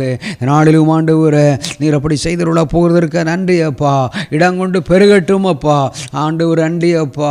உடைய நாமத்தை மகிமைப்படுத்த போகிறதற்காய் நன்றி. நீர் மகிமைப்பட போகிறதற்காய் நன்றி ஆண்டவரே. நன்றி. உடைய நாமத்திற்கு மகிமை கடந்து வர போகிறதற்காய் கோடி நன்றிகளப்பா. எல்லா தூதி கண்ண மகிமை ஆண்டவரே நன்றி அப்பா. நன்றி. உம்முடைய நாமம் மகிமைப்பட ஆரம்பித்து விட்டதற்காய் நன்றி. பயங்கரங்களுக்கும் கொள்ளை நோய்களுக்கும் அப்பா எங்களை அப்பா பயங்கரங்களிலிருந்தும் கொள்ளை நோய்களிலிருந்தும் எங்களை எங்கள் குடும்பத்தையும் எங்கள் ஊழியங்களை எங்கள் தேசத்தையும் பாதுகாத்து வழி நடத்த போகிறதற்காய் கோடி நன்றிகளப்பா. எல்லா தூதிக்கான மகிமை ஒவ்வொருவருக்கே நாங்கள் செலுத்துகிறோம். இயேசுவின் நாமத்தில் ஜெபிக்கிறோம். ஜெபங்கள் நல்ல பிதா. ஆமென் ஆமென். இப்பொழுதும் கூட கர்த்தருடைய ஜெபங்களை கேட்டதற்காக கரங்களை தட்டி கர்த்தரை மகிமைப்படுத்தலாம். அதை போன்று தொடர்ந்து ஆண்டுடைய வார்த்தையை கொண்டு வருகிற ஆமனுடைய ஊழியருக்காக எல்லாரும் கரங்களை தட்டி நாம் ஆண்டுடைய வார்த்தையை ஆமென் சொல்லி ஆமன் கேட்டு ஆசீர்வதிக்கப்படும் அளவுக்கு கர்த்தர் நம்மோடு பேசி நமக்காக ஜெபி கிருபை கொடுத்து நடத்தும்படிக்கு கரங்களை தட்டி கர்த்தரை மகிமைப்படுத்துவதற்கு அடையாளமாகும். ஊழியரை அவன் கனப்படுவதற்கு அடையாளமாக கரங்களை தட்டி கர்த்தரை மகிமைப்படுத்தலாம். Thank you Lord. இந்த நல்ல நாளிலும் இந்த திறப்பின் சனி ஊழியத்தின் நிமித்தமாக இந்த ராப்பகல் ஜெபம் மூலமாக உங்களை சந்திப்பதில் மிகுந்த சந்தோஷம் அடைகிறேன். பாஸ்டர் நித்யசந்திரன் அவர்களுக்காக கர்த்தரை துதிக்கிறேன். அருமையான பாஸ்டர் இஸ்ராவுக்காகவும் ஆண்டவரை ஸ்தோத்தரிக்கிறேன். இந்த நாளிலும் கூட கர்த்தருடைய வார்த்தை கொடுக்கும்படியாக கர்த்தர் தந்த நல்ல வாய்ப்புக்காக ஆண்டவருக்கு நன்றி சொல்லுகிறேன். நம்ம ஒரு நிமிட கண்களை மூடி ஜெபித்து கர்த்தருடைய வார்த்தைக்காக நாம் ஆயத்தப்படுவோம். கர்த்தர் நம்மோடு கூட பேசும்படியாக இந்த நல்ல நாளில் பரிசுத்த ஆவியானவரே உம்முடைய திருக்கரங்களை எங்களை அர்ப்பணிக்கிறோம். அப்பா உமக்கு ஸ்தோத்திரம் ஆண்டவர். உம்முடைய வார்த்தை ஆவியாயும் ஜீவனாயும் இருக்கிறது. உம்முடைய வார்த்தை எங்களை உயிர்ப்பிக்கிறதா இருக்கிறது. இந்த நல்ல அருமையான இந்த ராப்பகல் ஜெபத்திலும் கூட பரிசுத்த ஆவியானவர் உம்முடைய பிள்ளைகளோடு நீர் பேசுவீராக. கர்த்தாவே உமக்கு ஸ்தோத்திரம். பரத்திலிருந்து உம்முடைய வார்த்தை கொடுக்கப்படட்டும். உம்முடைய ஜீவனுள்ள வார்த்தை மகிமை நிறைந்த வார்த்தைகள் ஒவ்வொருவரையும் உயிர்ப்பிக்கிறதாய் மாறட்டும் ஆண்டவரே. உமக்கு நன்றி சொல்லுகிறோம். மேலானவர் நீர் பரிசுத்தமுள்ள தேவன் ஆண்டவரே. எங்களோடு கூட வாசம் பண்ணுகிறவர். உங்கள் வார்த்தையை அனுப்பி நீர் சுகப்படுத்துகிற தேவன். ஒவ்வொருவரையும் நீர் நிரப்ப வேண்டுமாய் நாங்கள் ஜெபிக்கிறோம். பரலோக தேவனுடைய ஆளுகை இந்த நேரம் முழுவதிலும் நம்முடைய வார்த்தையின் மூலமாய் பரிசுத்த ஆவியானவர் ஜனத்தோடு கூட பேசுவீராக. இதை கேட்கிற ஒவ்வொருடைய உள்ளங்களும் திறக்கப்பட வேண்டுமாய் நாங்கள் ஜெபிக்கிறோம். நம்முடைய கரத்தில் எங்களை அர்ப்பணிக்கிறோம். தொடர்ந்து நீங்கள் பேசுங்க, வெளிப்படுங்க. இயேசுவின் நாமத்தில் கேட்கிறோம். ஆமென் ஆமென். தொடர்ந்து நம்ம வாசிக்கலாம் ஒரு வேத பகுதியை. பிலிப்பியர் 3ஆம் அதிகாரத்திலிருந்து ஒரு சில வசனங்களை நான் வாசிக்கிறேன். 11ஆம் வசனத்திலிருந்து, அவருக்காக எல்லாவற்றையும் நஷ்டமென்று விட்டேன், குப்பையுமாக எண்ணுகிறேன். நான் அடைந்தாயிற்று அல்லது முற்றும் தேறினவனானேன் என்று எண்ணாமல் கிறிஸ்து இயேசுவினால் நான் எதற்காக பிடிக்கப்பட்டேனோ அதை நான் பிடித்து கொள்ளும்படி ஆசையாய் தொடர்கிறேன். சகோதரரே, அதை பிடித்து கொண்டேன் என்று நான் எண்ணுகிறதில்லை. ஒன்று செய்கிறேன், பின்னானவைகளை மறந்து முன்னானவைகளை நாடி கிறிஸ்து இயேசுவுக்குள் தேவன் அழைத்த பரம அழைப்பின் பந்தய பொருளுக்காக இலக்கை நோக்கி தொடர்கிறேன் என்கிற இந்த வார்த்தையை அருமையான அப்போஸ்தலனாகிய பவுல் ரொம்ப தெளிவாக அவருடைய வாழ்க்கையில், அவர் ஊழியத்தினுடைய பாதையில் அவர் கடந்து வந்த காரியத்தை குறித்து மிகவும் தெளிவாய் பேசுகிறார். ஒரு ஒரு தேவ பிள்ளையுடைய வாழ்க்கையில், ஒரு ஊழியக்காரனுடைய வாழ்க்கையில், அல்லது அவரை அறிந்து கொண்ட ஒவ்வொருடைய வாழ்க்கையிலையும் கடைபிடிக்க வேண்டிய அல்லது செய்ய வேண்டிய மிக முக்கியமான ஒரு விஷயத்தை குறித்து இந்த இடத்துல சொல்லுகிறார். அவருக்காக எல்லாவற்றையும் நஷ்டமென்று விட்டேன், குப்பையுமாக எண்ணுகிறேன் அப்படின்ற வார்த்தையிலிருந்து தொடங்கி அவருடைய ஊழியத்தில் பவுலை குறித்து நம்ம பார்க்கிற பொழுது எந்த ஒரு இடத்திலும் அவர் பெருமை பேசுவதற்கு ஒன்றுமே இல்லை. அவருடைய வாழ்க்கையில், அவருடைய ஊழியத்தில் பெருமையானவைகளை குறித்து பேசலை. நான் யாராக இருந்தேன், நான் பெரிய ஓனராக இருந்தேன், நான் கப்பலுக்கு அதிபதியாக இருந்தேன், நான் மிகுந்த செல்வந்தனாக இருந்தேன், பலசாலியாக இருந்தேன் அப்படின்ற எதையுமே சொல்லலை. அவர் சொல்கிறாரு, நான் எல்லாவற்றையும் விட்டேன் கிறிஸ்துவை அறிந்து கொள்வதற்காக, அவருடைய திட்டத்தை நிறைவேற்றுவதற்காக, அவருடைய ஊழியத்திலே தன்னை அர்ப்பணிக்கும்படியாக எல்லாவற்றையும் நான் நஷ்டமென்று விட்டேன், குப்பையுமாக எண்ணுகிறேன். நான் அடைந்தாயிற்று அல்லது முற்றிலும் தேர்ந்தவனானேன் என்று எண்ணாமல் கிறிஸ்து இயேசுவில் நான் எதற்காக பிடிக்கப்பட்டேனோ அதை நான் பிடித்து கொள்ளும்படி ஆசையாய் தொடர்கிறேன் அப்படின்ற அவருடைய வாழ்க்கையினுடைய அனுபவத்தை இந்த இடத்துல சொல்லிக் கொடுக்கறத பார்க்க முடியும். அது மாத்திரமல்ல, கீழே சொல்கிறாரு, சகோதரரை அதை பிடித்து கொண்டேன் என்று நான் எண்ணுகிறதில்லை, ஒன்று செய்கிறேன், பின்னானவைகளை மறந்து முன்னானவைகளை நாடுகிறேன் அப்படின்ற அவருடைய ஊழியத்தில், அவருடைய வாழ்க்கையில் கிறிஸ்துவுக்காக தன்னை அர்ப்பணித்ததனுடைய அந்த ஏற்பட்ட விளைவுகளை குறித்து இந்த இடத்துல சொல்கிறார். நான் என்னவாக இருந்தேன், என் வாழ்க்கையில் நான் பழைய காரியத்தை குறித்து நான் பேசுவதற்கு அழைக்கப்படவில்லை. நான் அதற்கு மாறாக கிறிஸ்து என்னை அழைத்ததனுடைய முகாந்திரம் என்னவாக இருக்கிறது அப்படின்றத குறித்து இந்த இடத்துல பேசுகிறாரு. அது மாத்திரம் இல்லை, அவர் சொல்லும்போது நான் பின்னானவைகளை மறந்து முன்னானவைகளை நாடுகிறேன். இந்த நாளிலும் கர்த்தர் கூட நிச்சயமாக இந்த வார்த்தை மூலமாய் பேசுவார் என்று நான் விசுவாசிக்கிறேன். நம்முடைய வாழ்க்கையில் செய்ய வேண்டிய மிக முக்கியமான ஒரு காரியம், பின்னானவைகளை நாம் மறக்க வேண்டும். யாருடைய வாழ்க்கையில் பின்னானவைகளை மறந்து அவர்கள் கர்த்தருக்கென்று புதிய காரியங்களை சிந்திக்கிறார்களோ, மேலானவைகளை சிந்திக்கிறார்களோ, அவர்களுடைய ஓட்டம் பவுலை போல ஜெயமுள்ளதாய் மாறும். அது மாத்திரமல்ல, இந்த கடைசி நாட்களில் கர்த்தர் நம்மை தெரிந்து கொண்டதனுடைய நோக்கம் பவுலை போலல்ல, கிறிஸ்துவை போல நாம் ஊழியம் செய்யும்படியாக, கிறிஸ்துவினுடைய அடிச்சுவடுகளை பின்பற்றும்படியாக, கிறிஸ்துவை போல இந்த பூமியிலே வாழ்ந்து காட்டும்படியாகத்தான் கர்த்தர் நம்ம ஒவ்வொருவரையும் அழைத்திருக்கிறார். அதற்கு பவுல் ஒரு முன் உதாரணமாக நமக்கு காணப்படுகிறார். அவர் எப்படி அதெல்லாம் ஒரு ஜெயமுள்ள ஒரு வாழ்க்கை வாழ்ந்து காட்டினார். அது மாத்திரமல்ல, எப்படி கிறிஸ்துவுக்காக தன்னை அர்ப்பணித்து கொண்டார். அவருடைய சாட்சியை தான் இந்த வேத பகுதியில் எழுதியிருக்கிறார். அதுதான் சொல்கிறாரு, நான் பின்னானவைகளை மறந்து நான் முன்னானவைகளை நாடுகிறேன். எதற்காக நாடுகிறாராம்? கிறிஸ்து இயேசுவுக்குள் தேவன் அழைத்த பரம அழைப்பின் பந்தய பொருளுக்காக லக்கை நோக்கி நான் தொடர்கிறேன். பின்னானவைகளை மறந்தால் தான் ஒரு புதிய காரியத்தை நம்ம பார்க்க முடியும். அதான் இந்த இடத்துல பவுல் சொல்கிறாரு, நான் வேற ஒரு காரியத்தை அல்ல, என்னுடைய வாழ்க்கையில் வந்த பழையவைகள், நான் முந்தின என்னுடைய சுபாவங்களை அல்லது பழைய அவருடைய நிலைமையில் கற்றுக்கொண்ட காரியங்கள் எல்லாவற்றையும் நான் மறந்து முன்னானவைகளை நாடுகிறேன்.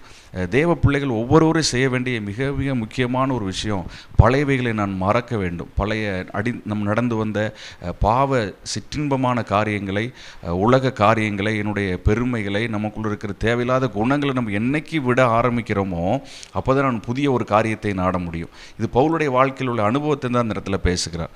அப்போ வேத பகுதி எல்லாமே நம்ம காண்பித்து கொடுக்கிறது, பழையவைகளை நாம் மறக்க வேண்டும். நம்முடைய பாவங்களை அவர் கடலின் ஆழத்திலே போட்டு விட்டார் என்று வேதத்தில் வாசிக்கிறோம். அப்போது இதைத்தான் இந்த இடத்துல பவுல் சுட்டி காட்டுறேன், நான் பின்னானவைகளை மறந்து விட்டேன், நான் அப்போ புதியதை நாடுகிறேன், முன்னானவைகளை நாடுகிறேன். கர்த்தர் நம்மளை அழைச்சதனுடைய நோக்கமே வேறு எதற்காகவும் அல்ல, முன்னானவைகளை நாடுவதற்காக.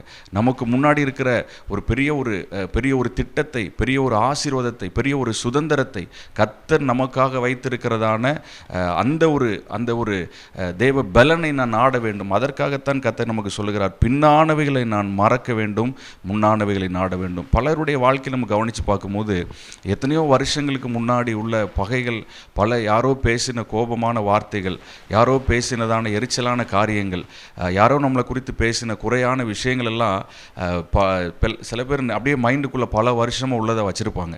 ஆனால் எது மைண்டுக்குள்ளே இருக்காது அப்படின்னா தேவையான விஷயங்கள், கர்த்தருடைய வார்த்தை அது மறந்து போயிடும், நன்மையான காரியங்கள் மறந்து போயிடும், கர்த்தர் செய்த அற்புதங்கள் நம்ம பல விதத்தில் மறந்து போயிடுவோம். எத்தனையோ விஷயங்கள் மறக்காத விஷயங்கள் நிறைய இருக்குது, அதெல்லாம் மறந்து போயிட்டு எதெல்லாம் மறக்க வேண்டாமோ அதெல்லாம் நம்ம உள்ள அப்படியே ஞாபகப்படுத்தி உள்ளே வச்சுருப்போம். ஆனால் பவுலுடைய வாழ்க்கையில் அதை சொல்ல வரல. அவர் சொல்கிறார், நான் பின்னானவைகள் எல்லாம் மறந்து, பின்னானவைகள் எல்லாம் நான் அதெல்லாம் தள்ளிவிட்டு நான் முன்னானவைகளை நாடுகிறேன். கர்த்தர் நம்மளை அழைத்தது ஒரு ஜெயாளியாகத்தான் அழைத்திருக்கிறார். ஜெயம் உள்ளவர்களாய் வாழ வேண்டும் அப்படின்றதுக்கு தான் அழைச்சிருக்கிறார். எதுக்கு பவுலை வேதத்தில் ரொம்ப ஒரு யூனிக்காக சொல்லப்பட்டிருக்கு அப்படின்னா, அவருடைய வாழ்க்கையில் கிறிஸ்துவை பின்பற்றினதனுடைய விளைவாக அவர் செஞ்ச ஊழியங்கள், அவருடைய வாழ்க்கையினுடைய பகுதியை பார்க்குறப்ப யாருமே எந்த ஒரு குறையுமே சொல்ல முடியாது. அது மாத்திரமல்ல, ஒரு பெரிய ஒரு சாதனையாளராக கிறிஸ்துவை போல அவரை பின்பற்றி அவருக்கென்று அவருடைய வாழ்க்கை முழுதும் அர்ப்பணித்த ஒரு பவுலை தான் அந்த இடத்துல நம்ம பார்க்குறோம். அதுக்கு தான் எல்லாருடைய பிரசங்கத்திலும் அதிகமாய் பேசுகிறது பவுல். காரணம் என்ன? கிறிஸ்துவை பின்பற்றின, கிறிஸ்துவை போல வாழ்ந்து காட்டின ஒரு தேவ மனிதன். அதை தான் இன்றைக்கு பரிசுத்த ஆவி நம்மோடு கூட பேசுகிறேன். நம்முடைய வாழ்க்கையில் எதெல்லாம் நம்ம இனியும் மறக்காமல் எதெல்லாம் நம்ம உள்ளே வச்சுருக்கிறோம், பழைய விஷயங்களை, வருஷக்கணக்கான தேவையில்லாத குப்பையான காரியங்களை நம்ம இன்றைக்கி உள்ளே வச்சுருக்கிறோம். ஆனால் பொக்கிஷமாக இருக்கிற தேவனுடைய வார்த்தை, கர்த்தர் செஞ்ச நன்மைகள், கர்த்தருடைய வாக்குத்தத்தங்கள், அதெல்லாம் நம்ம பல முறை நம்ம மறந்து போயிடுறோம். ஆனால் பைபிள் ரொம்ப நமக்கு தெளிவாக சொல்லிக் கொடுக்கறது. ஏசாயாவில் வாசிக்கிறோம், முந்தினவைகளை நினைக்க வேண்டாம், பூர்வமானவைகளை சிந்திக்க வேண்டாம் அப்படின்றார். ஏசாயா 43ஆம் அதிகாரத்தில் வாசிக்கிறோம் 18 முந்தினவைகளை நினைக்க வேண்டாம், பூர்வமானவைகளை சிந்திக்க வேண்டாம், இதோ நான் புதிய காரியத்தை செய்கிறேன், இப்பொழுதே இது தோன்றும், நீங்கள் அறியீர்களா? நான் வனாந்திரத்திலே வழியையும் அவாந்திர வெளியிலே ஆறுகளையும் உண்டாக்குவேன்.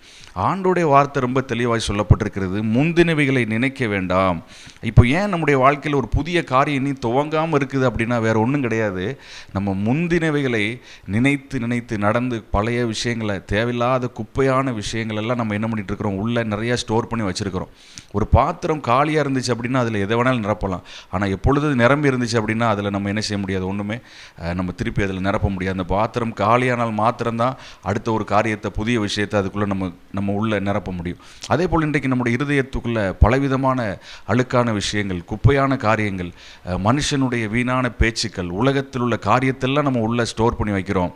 ஆனால் என்ன ஆண்டவர் சொல்ல வராரு, அவர் என்ன செய்ய வராரு, இதோ நான் புதிய காரியத்தை செய்கிறேன், இப்பொழுதே அது தோன்றும்.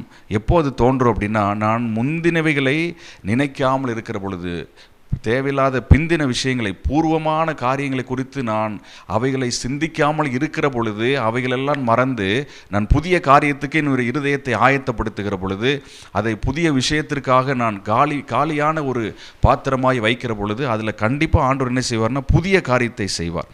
அப்போ தான் சொல்கிறாரு, இதோ நான் புதிய காரியத்தை செய்கிறேன், இப்பொழுதே அது தோன்றும். எப்போ தோன்றும்?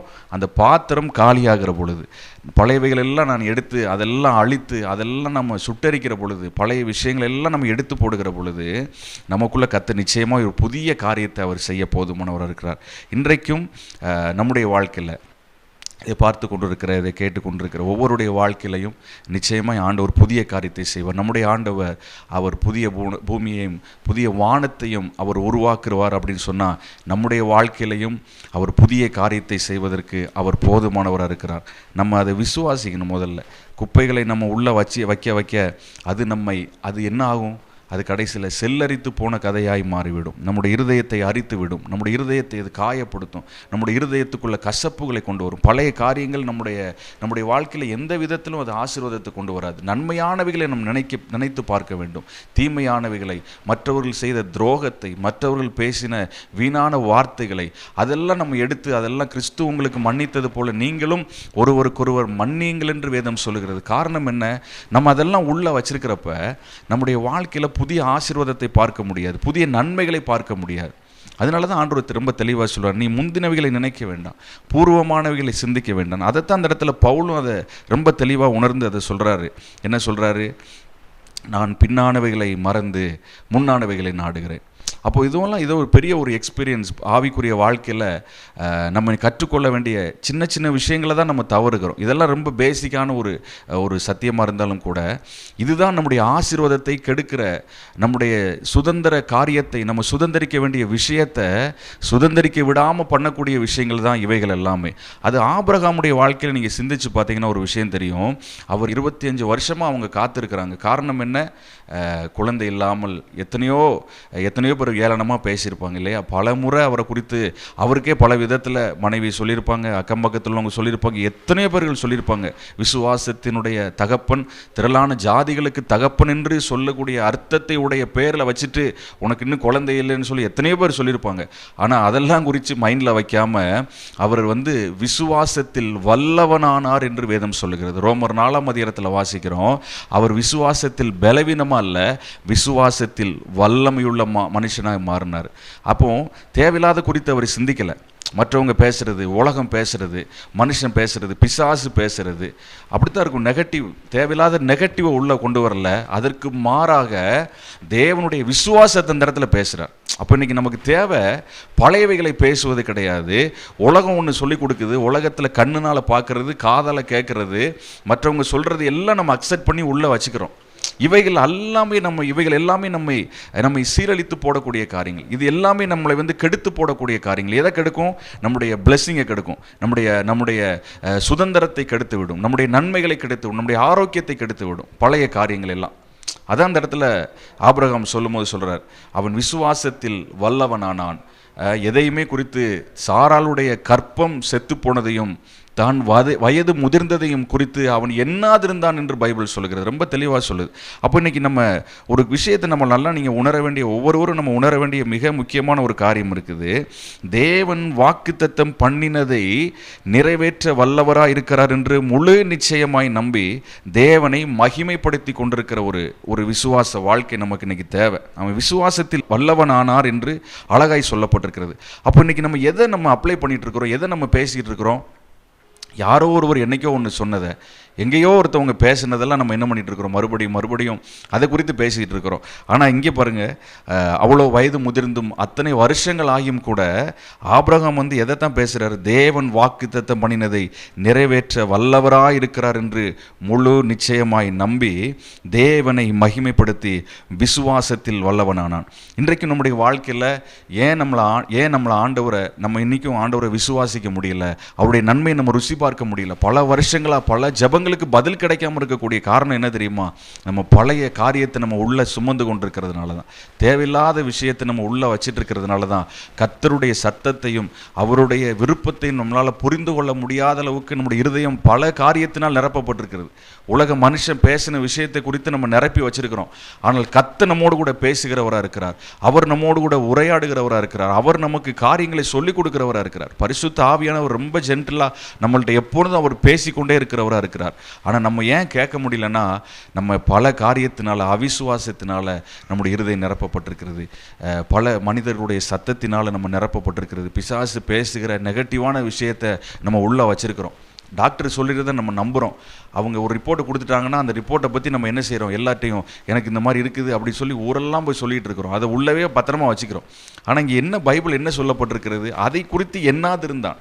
சாராளுடைய கற்பம் செத்து போனதையும் தன்னுடைய வயது முதிர்ந்ததையும் குறித்து ஆபிரகாம் எண்ணாதிருந்தான் என்று வேதம் அழகாய் சொல்லப்பட்டிருக்கிறது. அப்போ ஆபிரகாம் அவர் செய்த ஒரு முக்கியமான விஷயம், பழையவைகளை குறித்து எண்ணி பார்க்கல, கடந்து வந்த பாதையை குறித்து, தேவையில்லாத நெகட்டிவை குறித்து எண்ணி பார்க்கல, நல்ல விஷயங்களை குறித்து, கர்த்தர் பேசினதை குறித்து, வாக்குத்தத்தத்தை குறித்து எண்ணி பார்த்துட்டு இருந்தார். அப்போ இன்னைக்கு எதை நம்ம நாடணும், எதை நான் எண்ணி பார்க்கணும்? அப்போ நம்ம செய்ய வேண்டிய மிக முக்கியமான விஷயம், தேவையில்லாத எல்லாத்தையும் டெலீட் பண்ணிட்டு நம்ம தேவையானவைகளை நமக்குள்ளாக சேர்த்து கொள்ள வேண்டும். தேவையானது என்னது? அவருடைய பாதம் இல்லையா? மரியாள் தன்னை விட்டு எடுபடாத நல்ல பங்கை தெரிந்து கொண்டாள். மார்த்தாலோ அநேக காரியங்களை குறித்து கவலைப்பட்டு இருக்கிறப்ப மரியாள் தன்னை விட்டு எடுபடாத நல்ல பங்கை தெரிந்து கொண்டாள். அப்போ எது நல்ல பங்கு? எதை நம்ம சேர்த்துக்கிறோம்? அவருடைய பாதத்தில் இருக்கிறது, அவரோடு இருக்கிற உறவு, அது ரொம்ப முக்கியம். ரெண்டாவது கர்த்தருடைய வார்த்தை, அது ரொம்ப ரொம்ப முக்கியம். அதனால் நம்ம இருதயத்தை நிரப்பணும். இது உள்ள நம்ம நிரப்ப இது நமக்குள்ளே இருக்கும் பொழுது ஒரு பெரிய ஒரு மாற்றத்தை, பெரிய ஒரு ஆசீர்வாதத்தையும் நம்முடைய சிந்தனைகளுக்குள்ளேயும் நம்முடைய இருதயத்திற்குள்ளேயும் அது நிச்சயமாக அது பாய்ந்து சென்று ஆரோக்கியத்தை நம்ம கொண்டு வரும். ஆபிரகாமை குறித்து அழகாய் சொல்லப்பட்டிருக்கிறது. கீழே வாசிக்கிறோம் 22ஆம் வசனத்தில், ஆகையால் அது அவனுக்கு நீதியாக எண்ணப்பட்டது, அது அவனுக்கு நீதியாக எண்ணப்பட்டது என்பது அவனுக்காக மாத்திரமல்ல நமக்காகவும் எழுதப்பட்டிருக்கிறது. அப்போ அழகாக சொல்கிறாரு. அப்போ அவர் என்னென்ன காரியத்தை குறித்து, அவர் எதை குறித்து எண்ணிட்டு இருந்தார்? இன்றைக்கி நம்ம எதை குறித்து எண்ணிட்டு இருக்கிறோம்? குப்பையானதை பற்றி எண்ணிட்டு இருக்கிறோமா? பல வருஷங்களுக்கு முன்னாடி உள்ளதை குறித்து யாரோ சொன்னதை குறித்து நம்ம எண்ணிட்டு இருக்கிறோமா, அல்லது கர்த்தர் சொன்னவைகளை குறித்து நான் எண்ணி பார்த்து கொண்டிருக்கிறேன்னா? அதான் ஆபிரகாம் செஞ்ச மிக முக்கியமான ஒரு காரியம். கர்த்தர் சொன்னதை அவர் நிச்சயமாய் நிறைவேற்றுவார் என்கிற மிகப்பெரிய விசுவாசம் ஆபிரகாமுக்குள்ளாக இருந்தது. அது இருந்தது மாத்திரமல்ல, அதை குறித்து தான் எண்ணிட்டு இருக்கிறார், அதை குறித்து தான் அவர் பேசிக்கிட்டு இருக்கிறார். நெகட்டிவான காரியத்தை குறித்து பேசலை. ஸோ நாம் செய்ய வேண்டிய மிக முக்கியமான ஒரு காரியம், முந்தினவைகள் எல்லாம் மறந்து, முந்தின காரியங்கள் எல்லாம் தேவையில்லாதவைகள், நமக்கு பின்னானவைகள் எல்லாம் மறந்து முன்னானவைகளை நாடுவோம் என்று சொன்னால் மிகப்பெரியதான ஒரு சாதனையாளராக கர்த்தர் நம்மை மாற்ற விரும்புகிறார். அவருடைய திட்டத்தை, அவருடைய ஆசீர்வாதத்தை நமக்கு அவர் ஏற்கனவே வைத்திருக்கிறார். எல்லா விதமான நன்மைகளும் சகல விதமான ஆசீர்வாதங்களும் கிறிஸ்துவுக்குள்ளாக நமக்கு கொடுக்கப்பட்டிருக்கிறது. அதை ஏன் நம்மளால் பெற்றுக்கொள்ள முடியல அப்படின்னா, நம்ம பல காரியத்தினால, நம்முடைய இருதயங்கள், நம்முடைய சிந்தனைகள் உலக காரியத்தினால நிரப்பப்பட்டிருக்கிறதுனால தான், பின்னானவைகளை குறித்து நம்ம யோசித்துட்டு இருக்கிறதுனால தான். ஆனால் பரிசுத்தாமே ரொம்ப தெளிவாக சொல்கிறாரு, இன்றைக்கு அதெல்லாம் மறக்க வேண்டும்.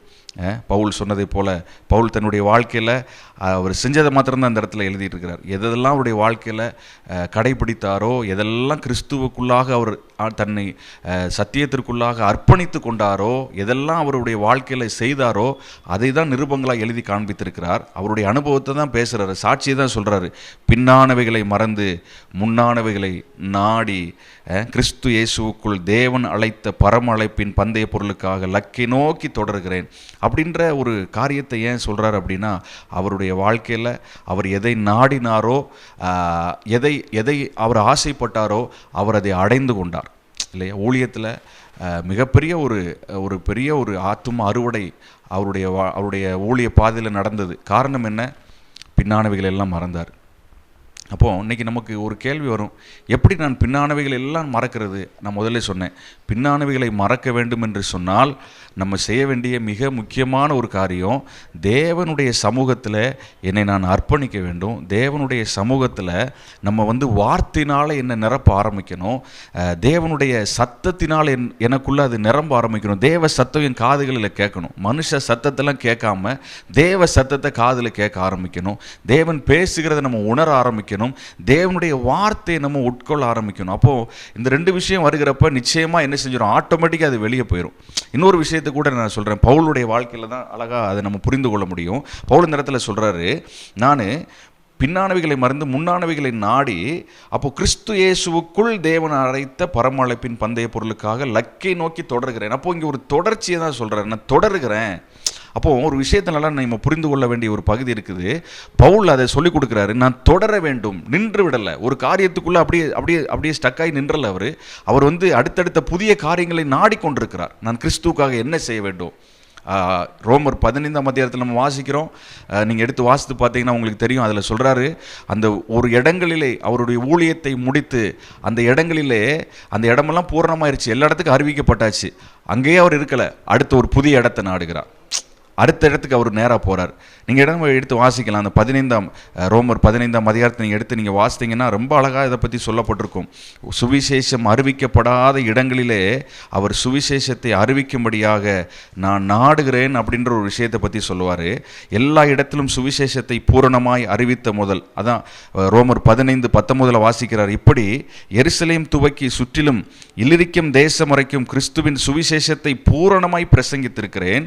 மேலும் அவருடைய செய்தியை அறியாதிருந்தவர்கள் காண்பார்கள் என்றும் கேள்விப்படாதிருந்தவர்கள் உணர்ந்து கொள்வார்கள் என்றும் எழுதியிருக்கிறபடியே நான் மற்றவனுடைய அஸ்திபாரத்தின் மேல் கட்டாதபடிக்கு கிறிஸ்துவினுடைய நாமம் சொல்லப்படாத இடங்களில் சுவிசேஷத்தை அறிவிக்கும்படி நாடுகிறேன். அப்போ அவருடைய நாட்டம் எதுவாக தான் இருக்குது?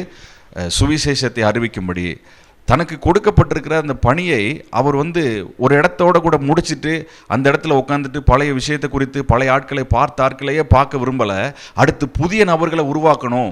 ஒரு இடத்துல ஆட்களை உருவாக்குறாரு, ஆட்களை தேவனுக்கு நேராக வழி நடத்துகிறார். சுவிசேஷத்தை அறிவித்து அவங்கள கிறிஸ்துக்கு நேராக வழி நடத்திட்டு அங்கே ஒரு தலைவரை ஏற்படுத்தி அந்த இடத்துல அவங்கள ஒரு சபையாய் உருவாக்கி அங்கே வச்சுட்டு இவர் அடுத்த புதிய இடத்துக்கு போகும்படியாக சுவிசேஷ வாசல்களை அடையும்படியாக நாடுகிறார்.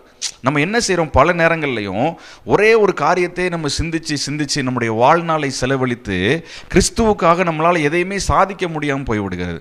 அப்போ பவுலுடைய வாழ்க்கையில் அப்படி கிடையாது. ஒரு இடத்துல போனார்னா அந்த இடத்துல அவர் அந்த கர்த்தருடைய ஊழியத்தை முடித்து அங்கே பரிபூரணமாய் அவருடைய சுவிசேஷத்தை அறிவித்து முடித்ததுக்கு அப்புறம் அவர் அடுத்த இடத்துக்கு புறப்பட்டு போகும்படி புதிய காரியத்தை செய்யும்படி நாடுகிறார். அப்போ இன்றைக்கு நம்முடைய வாழ்க்கையிலையும் நம்ம எதை அனுதினமும் நான் புதிய மனுஷனாய் மாற வேண்டும், அனுதினமும் நான் கிறிஸ்துவுக்காக ஏதாவது ஒன்று நான் செய்யணும் அப்படின்றதுல நம்ம கொஞ்சம் பிஸியாக நம்மளை மாற்றிக்கிறணும். நம்ம பழையவைகளே சிந்திச்சு ஒரே இடத்துல நம்ம ஸ்டன் ஆகி உட்காந்துருந்தோம்னா அதுதான் நம்மளை என்ன செஞ்சிடும் அப்படின்னா கண்டிப்பாக அடுத்த காரியத்தை சிந்திக்க விடாத அளவுக்கு பழையவைகளை சிந்திக்க வச்சுட்டே இருக்கும். அப்போ இன்றைக்கி நம்ம பின்னானவைகளை மறந்து முன்னானவைகளை நாடணும் அப்படின்னா நான் செய்ய வேண்டிய விஷயம், நான் புதிய காரியத்திற்கு என்னை நான் அர்ப்பணித்து கொள்ள வேண்டும். புதிய காரியங்களை பெற்றுக்கொள்ளும்படியாக எனக்குள்ள விருப்பம் இருக்கணும். அந்த விருப்பம்தான் நம்மளை ஒரு புதிய ஒரு திட்டத்துக்கு நேரம் நம்மளை நடத்த ஆரம்பிக்கிறது. அப்போது கர்த்தர் சொல்லுகிறார், நம்ம ஏற்கனவே வாசித்ததை போல முந்தினவைகளை நினைக்க வேண்டாம், பூர்வமானவைகளை சிந்திக்க வேண்டாம், இதோ நான் புதிய காரியத்தை செய்கிறேன். நம்ம பல முறை நம்ம வேதத்தை நம்ம மறந்து விடுகிறோம். எதை ஞாபகத்தில் வைக்கணுமோ அதை நம்ம மறந்துடுறோம், எதை நம்ம மறக்கணுமோ அதை நம்ம நினைவில் அழகாக நம்ம பூட்டி வச்சு பத்திரமாக பூட்டி வச்சுருக்கிறோம். கர்த்தர் இன்றைக்கு நம்மள்கிட்ட எதிர்பார்க்குற ஒரு விஷயம் அதல்ல, எல்லாத்தையும் உலகத்தில் இருக்கிற எல்லாவற்றையும் மறந்தாலும் கர்த்தருடைய வேதம் நம்ம ஒரு நாள் மறக்கக்கூடாது. ஓசியா 4ஆம் அதிகாரத்தில் சொல்லப்பட்டிருக்கிறது, நீ என் வேதத்தை மறந்தால் நான் உன் பிள்ளைகளை மறப்பேன் என்று அழகாய் சொல்லப்பட்டிருக்கிறது. அப்போ நம்ம இன்னைக்கு இதை மறக்காமல், கர்த்தருடைய வார்த்தையை நம்ம மறக்காமல் அதை ஒவ்வொரு நாளும் நம்ம தியானிச்சுட்டு இருந்தோம்னு சொன்னால் நிச்சயமாகவே ஒரு பெரிய ஒரு ஆசீர்வாதத்தை மாத்திரமல்ல அடுத்த ஒரு சந்ததிகளுக்கும் நாம் நிச்சயமாய் ஆசீர்வாதமாய் மாறுவோம். அப்போது கர்த்தர் நம்மள்கிட்ட எதிர்பார்க்கறது என்னை ஒரு ஆசீர்வாதமான பாத்திரமாய் மாற்றும்படியாக. கர்த்தர் நம்மள்கிட்ட எதிர்பார்க்கிறது என்னை பயன்படுத்த வேண்டும். கர்த்தர் நம்மள்கிட்ட என்ன எதிர்பார்க்கிறார்? நம்மை கொண்டு அநேகருக்கு நம்ம ஆசீர்வாதமாக இருக்க வேண்டும் என்கிறதைத்தான் கர்த்தர் நமக்கு விரும்புகிறார். நம்மளை காயப்படுத்தணும், நம்மளை குற்றப்படுத்தணும், நம்மளை பலவீனப்படுத்தணும் அப்படின்ற திட்டமே கிடையாது. அதெல்லாம் உலகத்தில் உண்டானவைகள், அவைகளெல்லாம் பிசாசானவைகளால் உண்டானவைகள். கர்த்தருடைய ஆசீர்வாதம் ஐஸ்வர்யத்தை தரும், அதனுடைய ஒரு வேதனையை கூட்டார் என்று வேதம் அழகாய் சொல்லி கொடுக்கிறது. அப்போ கர்த்தர் எப்பயுமே ஒரு திட்டத்தை கொடுத்தார், ஒரு காரியத்தை செய்ய சொல்றார் அப்படின்னா அது சும்மா இருக்காது. பவுலை அழைத்தார், பவுலை திரளான ஜாதிகளுக்கு ஆசீர்வாதமான பாத்திரமாய் கர்த்தர் மாற்றினார். அநேக ஜனங்களுக்கு, லட்சக்கணக்கான ஜனங்களுக்கு, பல கோடிகளுக்கு ஆண்டவர் ஆசீர்வாதமாய் இன்றைக்கு வரைக்கும் பவுலை எடுத்து பயன்படுத்தக்கூடிய காரணம் என்ன? அவருக்கு இந்த பூமியில் இல்லாவிட்டாலும் அவருடைய ஊழியம் இன்றைக்கும் நடந்து கொண்டுதான் இருக்கிறது என்பதை நம்ம விசுவாசிக்க வேண்டும். காரணம் என்ன? அது அவருடைய வாழ்க்கையில் பழசெல்லாம் மறந்து பழசெல்லாம் அவர் ஒழித்து விட்டு ஒரு புதிய மனுஷனாய், ஒரு புதிய தேவ பிள்ளையாக ஒரு ஊழியத்தை செய்தது நிமித்தமாக. அது மாத்திரமல்ல, அவருடைய வாழ்க்கையில் புதிய காரியத்தை ஒவ்வொரு நாளும் நாடுகிறார். நம்முடைய இருதயத்துக்குள்ள இன்றைக்கும் ஒரு தீர்மானம் நமக்கு இன்றைக்கி தேவை. பல வருஷங்களாய் ஆறாத காயங்கள், பழைய விஷயத்தை நம்ம உள்ளே வச்சிட்ருக்கிற காரியங்கள், யாரோ சொன்ன காரியம், யாரோ ஒரு மனிதனுடைய வார்த்தைகள் நம்மளை கலங்கப்படுத்தக்கூடாது. அப்போது அதெல்லாம் நம்ம இருதயத்துக்குள்ளேருந்து முதலாவது நம்ம அழித்து போட வேண்டும். அவைகளை முதலாவது நம்ம இருதயத்துக்குள்ளேருந்து வேரோடு கூட பிடுங்கி போட்டு ஒரு புதிய தேவ சித்தத்திற்காக, புதிய தேவ திட்டத்திற்காக நம்முடைய இருதயத்தை நம்ம ஆயத்தப்படுத்த வேண்டும். அது ஒன்று தான் கர்த்தர் நம்மள்ட்ட எதிர்பார்க்கிறார். நம்முடைய இருதயத்தை அவர் நிரப்ப ஆசைப்படுகிறார். நம்முடைய இருதயத்தை நன்மையினால் நிரப்ப ஆசைப்படுகிறார். பரிசுத்த ஆவியினுடைய அந்த வல்லமையினால் நிரப்ப ஆசைப்படுகிறார். சகலவிதமான நன்மைகளினாலும் நிரப்ப அவர் ஆசைப்படுகிறார். அப்போ நம்ம செய்ய வேண்டியது இந்த அருமையான இந்த ராப்பகல் ஜெபத்தில் இதை கேட்டுக்கொண்டிருக்கிறீங்க ஒவ்வொருவரும் தேவனுடைய வார்த்தைக்கு நீங்கள் செவி சாய்ப்பீர்கள் என்று சொன்னால், அது ஒருவரோ 2 பேரோ எத்தனை பேராக இருந்தாலும் இந்த வார்த்தை நிச்சயமாக நான் விசுவாசிக்கிறேன், யாராவது ஒருவருடைய வாழ்க்கையில் அது இடைப்பட்டு வாழ்க்கையில் மாற்றும் என்பதை நான் விசுவாசிக்கிறேன். கர்த்தருடைய வார்த்தை அது வெறுமையாய் திரும்பாது, அது நினைத்த காரியம் அது நிச்சயமாய் நிறைவேறும் என்பதை நம்ம அதை விசுவாசிக்கிறோம். கர்த்தர் நிச்சயமாக இந்த வார்த்தைகளை கொண்டு உங்கள் ஒவ்வொருவரையும் ஆசீர்வதிப்பார் நான் விசுவாசிக்கிறேன். பவுல் எப்படி ஒரு பெரிய ஒரு சாதனையாளராக கர்த்தருடைய சித்தத்தை நிறைவேற்றி முடித்தாரோ, அதே போல் நாமும் அவருடைய சித்தத்தை நிறைவேற்றி முடிப்பதற்காகவே கர்த்தர் நம்மை அழைத்திருக்கிறார். கர்த்தருடைய சித்தத்தில் நாமும், கர்த்தருடைய திட்டத்தில் நாமும் ஒரு பங்காளிகளாய் மாற வேண்டும். கர்த்தர் ஒரு புதிய காரியத்தை செய்ய விரும்புகிறார். பழையவைகள் எல்லாம் ஒளிந்து போயின, எல்லாம் புதிதாயின என்று சொன்னதின்படியாக இனி பழையவைகளை சிந்திப்பதற்கு, பூர்வமானவைகளை நாம் சிந்திப்பதற்கு அழைக்கப்படலை. அதெல்லாம் ஒளிந்து போகட்டும். இன்றோடு கூட பழைய விஷயங்கள் எல்லாம் நமக்குள்ளாக இருந்து மறைந்து போகட்டும். பிந்தினவைகள் எல்லாம் மறைந்து போகட்டும். அது மறப்பதற்கு ஆண்டவரிடத்தில் நீங்கள் கிருபை பெற்றுக்கொள்ளுங்கள். பழைய சன நான் மறக்கணும் ஆண்டவரை, தேவையில்லாத எனக்குள்ள மைண்டுக்குள்ளே இருக்கக்கூடாது. தேவையானது ஒன்று தான், உங்கள் சமூகம் தான். அது மாத்திரம்தான் எனக்குள்ளே இருக்கணும். தேவையானது ஒன்று, உங்களுடைய ஜீவனுள்ள வார்த்தைகள். இந்த உலகத்தில் நீங்களும் நானும் பார்க்கிற எல்லாம் மாயை என்று வேதம் சொல்லுகிறது. பிரசங்க தான் சொல்கிறார், எல்லாம் மாயையாக இருக்கிறது. ஆனால் ஒன்று மாத்திரம் நிலையானது என்று சொன்னால் இந்த கர்த்தருடைய வார்த்தை. இந்த கர்த்தருடைய வார்த்தை எந்த ஒரு மனுஷனுக்குள்ள அது ஆழமாக வேறொன்று நிற்குதோ, அதை ஒவ்வொரு நாளும் விருப்பத்தோடு நம்ம அதை உட்கொள்ளுகிறோமோ, அந்த மனுஷனுடைய வாழ்க்கை அது செழிக்க ஆரம்பிக்கும். அந்த மனுஷனுடைய வாழ்க்கை அநேகருக்கு ஆசீர்வாதமாய் மாற ஆரம்பிக்கும். பவுல் எப்படி அநேகருக்கு ஆசீர்வாதமாய் மாறினாரோ அதே போல் நாம் ஒவ்வொருவரும் அநேகருக்கு ஆசீர்வாதமாய் மாறுவோம். பவுல் எந்த இடத்துலையும் நீங்கள் புரிந்து கொண்டீங்கன்னா, எந்த இடத்துலையும் போய் நான் கப்பலுக்கு ஓனராக இருந்தேன், நான் பெரிய ஒரு பயங்கரமான பலசாலியாக இருந்தேன் அப்படின்னு எந்த இடத்துலையும் தன்னை குறித்து பெருமை பேசவே இல்லை. நான் முதல்ல ஆரம்பத்தில் சொன்னது போல் எந்த இடத்துலையும் பவுல் பெருமை பேசவே இல்லை. காரணம் என்ன தெரியுமா? இங்கே சொன்னப்பட்ட அந்த ஸ்டேட்மெண்ட் தான், பின்னானவைகளை நான் மறந்தேன், அவருக்காக எல்லாவற்றையும் நஷ்டம் என்று விட்டேன், குப்பையுமாக எண்ணுகிறேன். அப்போது நம்ம கடந்த காலத்தை குறித்து நம்முடைய வாழ்க்கையில் ஏற்பட்டதான சின்ன விஷயங்களாக இருக்கலாம், அல்லது பெரிய விஷயங்கள், பாவமான எந்த காரியமாக இருந்தாலும் எல்லாத்தையும் நீங்கள் மறந்துடுங்க. இயேசு கிறிஸ்து நம்முடைய பாவங்கள் எல்லாம் அந்த கல்வாரி சிலுவையிலே அவருடைய இரத்தத்து நிமித்தமாக எல்லாவற்றையும் அவர் நீக்கிவிட்டார். அவர் கடலின் ஆழத்திலே போட்டு விட்டார், முதுகுக்கு பின்னாடி எறிந்து விட்டார். அவர் ஒரு நாள் நம்முடைய பாவத்தை அவர் சுட்டி காட்டி அதை நம்மளை குற்றப்படுத்துகிற தேவன் அல்ல. பிசாசு தான் அந்த பழைய காரியத்தை கொண்டு வந்து நம்மளை அநேக நேரத்தில் ஆண்டவரை விட்டு தூரப்படுத்துகிறான், நம்மளை குற்றப்படுத்துகிறான். நம்மளை ஆண்டவரை விட்டு தூரமாக்கி நம்மளை குற்றப்படுத்தி அந்த தேவனுடைய வார்த்தையை விட்டு அவருடைய சமூகத்தை விட்டு பிரிக்கிற வேலையை பிசாசு தான் செய்கிறான். ஆண்டவர் ஒரு நாளும் பழைய காரியங்களை வைத்து நம்மளை குற்றப்படுத்துகிற தேவன் அல்ல. அவர் ஒவ்வொரு நாளும் நம்மை அழகுபடுத்துகிற தேவனாக இருக்கிறார், அணைத்து கொள்ளுகிற நல்ல ஒரு தகப்பனாக இருக்கிறார்.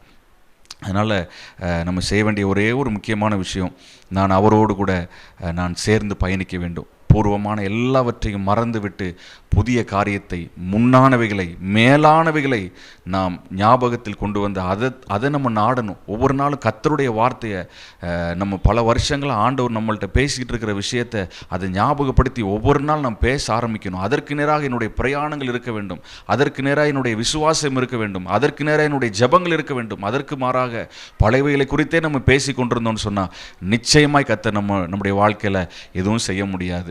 அப்படின்னா ஏன் அதை சொல்கிறேன் அப்படின்னா, நம்முடைய விசுவாசத்தை கொண்டுதான் அவர் கிரியை செய்ய முடியும்.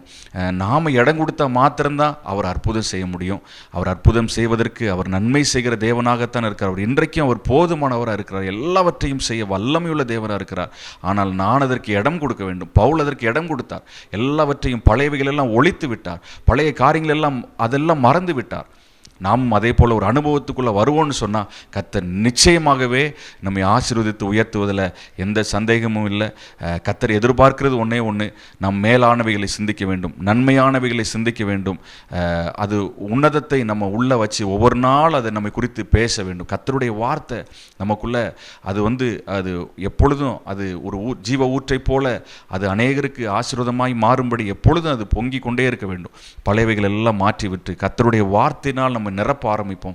இதுதான் நம்ம ஞாபகத்தில் வைக்க வேண்டிய ஒரே ஒரு விஷயம். வேறு எல்லாத்தையும் நம்ம உலகத்தில் இருக்கிற எல்லாத்தையும் மாற்றி வச்சுட்டு கர்த்தருடைய வேதத்துக்கு நம்ம திரும்புவோம்னு சொன்னால், கர்த்தருடைய வார்த்தைக்கு திரும்புவோம்னு சொன்னால், விசுவாசமான வார்த்தைகளை நம்ம அறிக்கை செய்வோம். நல்ல நல்ல காரியங்களை ஊழியக்காரர்கள் மூலமாக கர்த்தர் யார் மூலமாக உங்களோடு கூட பேசுகிறாரோ அந்த காரியத்தெல்லாம் நீங்கள் உள்ளே சிந்தித்து கொள்ளுங்கள். அதை நீங்கள் ஞாபகத்தில் வைங்க.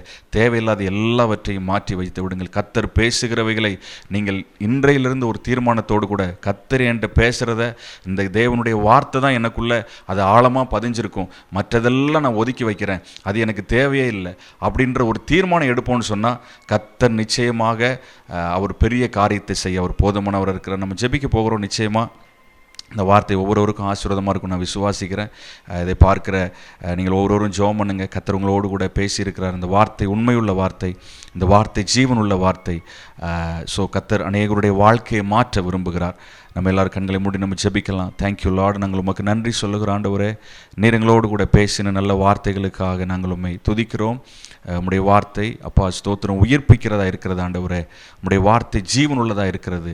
இந்த ஜெபத்திலும் கூட ஆண்டவரே ஸ்தோத்திரம் பங்கேற்றிருக்கிற ஒவ்வொரு பிள்ளைகளோடு கர்த்தருடைய கரம் வெளிப்படட்டும், கர்த்தருடைய நல்ல நாமம் உயர்த்தப்படட்டும் ஆண்டவரே. ஒவ்வொரு ஆண்டவரே உள்ளங்களுக்குள்ள பெரிய ஒரு மாற்றங்கள் வரட்டும். பழைய காரியங்கள் எல்லாம் ஒழித்து விட்டு புதியவைகளை, மேலானவைகளை, ஆண்டவரை ஸ்தோத்திர உன்னதமானவைகளை சிந்திக்கிற அனுபவத்தை கர்த்தர் நீர் ஒவ்வொருவருக்கும் கொடுப்பதற்காக நாங்கள் நன்றி சொல்லுகிறோம் ஆண்டவரே.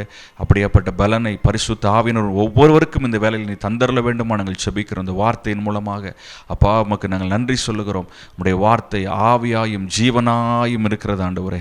அப்பா ஸ்தோத்திரம் ஆண்டவரே. அப்பா தேனிலும் மதுரம் உள்ளதாக இருக்கிறது அப்பா. காலுகளுக்கு தீபமாக இருக்கிறது. எங்களுடைய வாழ்க்கையில் அப்பா ஸ்தோத்திரம் உம்முடைய வார்த்தை இல்லைன்னா எங்களால் எதையுமே செய்ய முடியாது. இந்த பூமியில் உள்ள வார்த்தை, மனுஷனுடைய வார்த்தை, பிசாசு பேசுகிற காரியங்கள் எல்லாம் அழிவுக்குரியது. அவைகளை குறித்து நாங்கள் சிந்திப்பதற்கு, அதை நாங்கள் ஞாபகப்படுத்தி வைப்பதற்கு நாங்கள் அழைக்கப்படவில்லை என்று நாங்கள் வேதத்திலிருந்து நாங்கள் கற்றுக்கொண்டோம் அப்பா ஸ்தோத்திரம். பூர்வமானவைகளையும் முந்தினவைகளை நினைக்காதபடிக்கு உம்மிடத்திலிருந்து வரக்கூடிய ஆண்டவரை புதியவைகளை அப்பா ஸ்தோத்திரம் உன்னதமானவைகளை, மேலானவைகளை பெற்றுக்கொள்ளும்படியாக கர்த்தரங்களை அழைத்திருக்கிறீர் என்று நாங்கள் விசுவாசிக்கிறோம். நீங்கள் பேசின எல்லா வார்த்தைகளுக்காக நன்றி சொல்லுகிறோம். அந்த ஊழியத்தை செய்கிற பிள்ளைகளை கர்த்தர் இனியும் நீங்கள் எடுத்து பயன்படுத்துங்க. அருமையான பாஸ்டருக்காக நாங்கள் ஜெபிக்கிறோம். கர்த்தர் அவங்க மேலே வச்சிருக்கிற திட்டங்களை கர்த்தர் நிறைவேற்றுவீராகப்பா ஸ்தோத்திரம். அப்பா உமக்கு நன்றி சொல்லுகிறோம். இந்த வார்த்தை எங்கெங்கெல்லாம் போகிறத யாரெல்லாம் அதை பார்க்குறவங்களோ அவங்க ஒவ்வொருவர் மேலே கர்த்தருடைய வல்லமை வெளிப்பட வேண்டுமா நாங்கள் ஜெபிக்கிறோம். பெரிய காரியங்களை ஆண்டவரை உமக்கென்று செய்யட்டும். பவுலை போல அப்பா உம்மை போல உம்முடைய அடிச்சுவடுகளை பின்பற்றுகிற அனுபவத்தை எங்களுக்கு தர வேண்டுமா நாங்கள் ஜெபிக்கிறோம்ப்பா ஸ்தோத்திரம். எல்லா பழையவைகள் எல்லாம் ஒழித்து விட்டு ஒரு புதிய காரியத்தை கர்த்தர் இன்றையிலிருந்து அநேகருடைய வாழ்க்கையில கர்த்தர் துவங்க போகிறதற்காய் ஸ்தோத்திரம். அப்படியாப்பட்டதான ஆண்டவரை ஸ்தோத்திரம் கிறிஸ்தவ வாழ்க்கையை கர்த்தர் எங்களுக்காய் வைத்திருப்பதற்காய் நன்றி. உமக்கு நன்றி சொல்லுகிறோம். எங்கள் சபைகள் அப்படி மாறட்டும், எங்கள் தேவ ஜனங்கள் அப்படி மாறட்டும் ஆண்டவரே. அப்பா உமக்கு ஸ்தோத்திரம். பவுலை போல வல்லமையுள்ளவர்களாய் கர்த்தர் நீர் ஒவ்வொருவரையும் மாற்றப் போகிறதற்காய் நன்றி சொல்லுகிறோம். எங்களை நீங்கள் இனி அதிகமாக எடுத்து நீங்கள் பயன்படுத்துங்க. உங்கள் சித்தத்தை நிறைவேற்றக்கூடிய பங்கிலே ஆண்டவரே நாங்கள் இருக்கிறோம்ப்பா ஸ்தோத்திரம். உங்கள் திட்டத்துக்குள்ளே தான் நாங்கள் இருக்கணும். உலக திட்டத்துக்குள்ள, மனுஷன் திட்டத்துக்குள்ள, பழைய திட்டத்துக்குள்ள அல்ல. நாங்கள் ஒவ்வொரு நாளும் உம்மிடத்தில் அதை கேட்டுக்கொண்டு உம்முடைய வார்த்தைகளை புதியவைகளை பெற்றுக்கொண்டு அவைகளை நாங்கள் ஆண்டவரை ஆழமாய் பதித்துக்கொள்ள அதிலே நாங்கள் வேரூன்றி வளர்ந்து அநேகருக்கு எங்களை ஆசீர்வாதமாய் நீர் எடுத்து பயன்படுத்த வேண்டுமா நாங்கள் ஜெபிக்கிறோம். இதை பார்க்கிற ஒவ்வொருடைய வாழ்க்கையில் இருக்கிற எல்லா குறைவுகளையும் கர்த்தர் நிறைவாக்குறதற்காய் நன்றி சொல்லுகிறோம். உம்முடைய அற்புதத்தின் கரம் வெளிப்படுகிறதற்காய் நன்றி சொல்லுகிறோம். காத்துக்கொள்ளுங்கப்பா, பெரிய காரியங்களை செய்யுங்க. விலையேறப்பட்ட இயேசுவின் நாமத்தில் எங்களை தாழ்த்தி வேண்டி ஜெபிக்கிறோம். ஜெபம் கேளும் நல்ல பிதாவே. ஆமென்.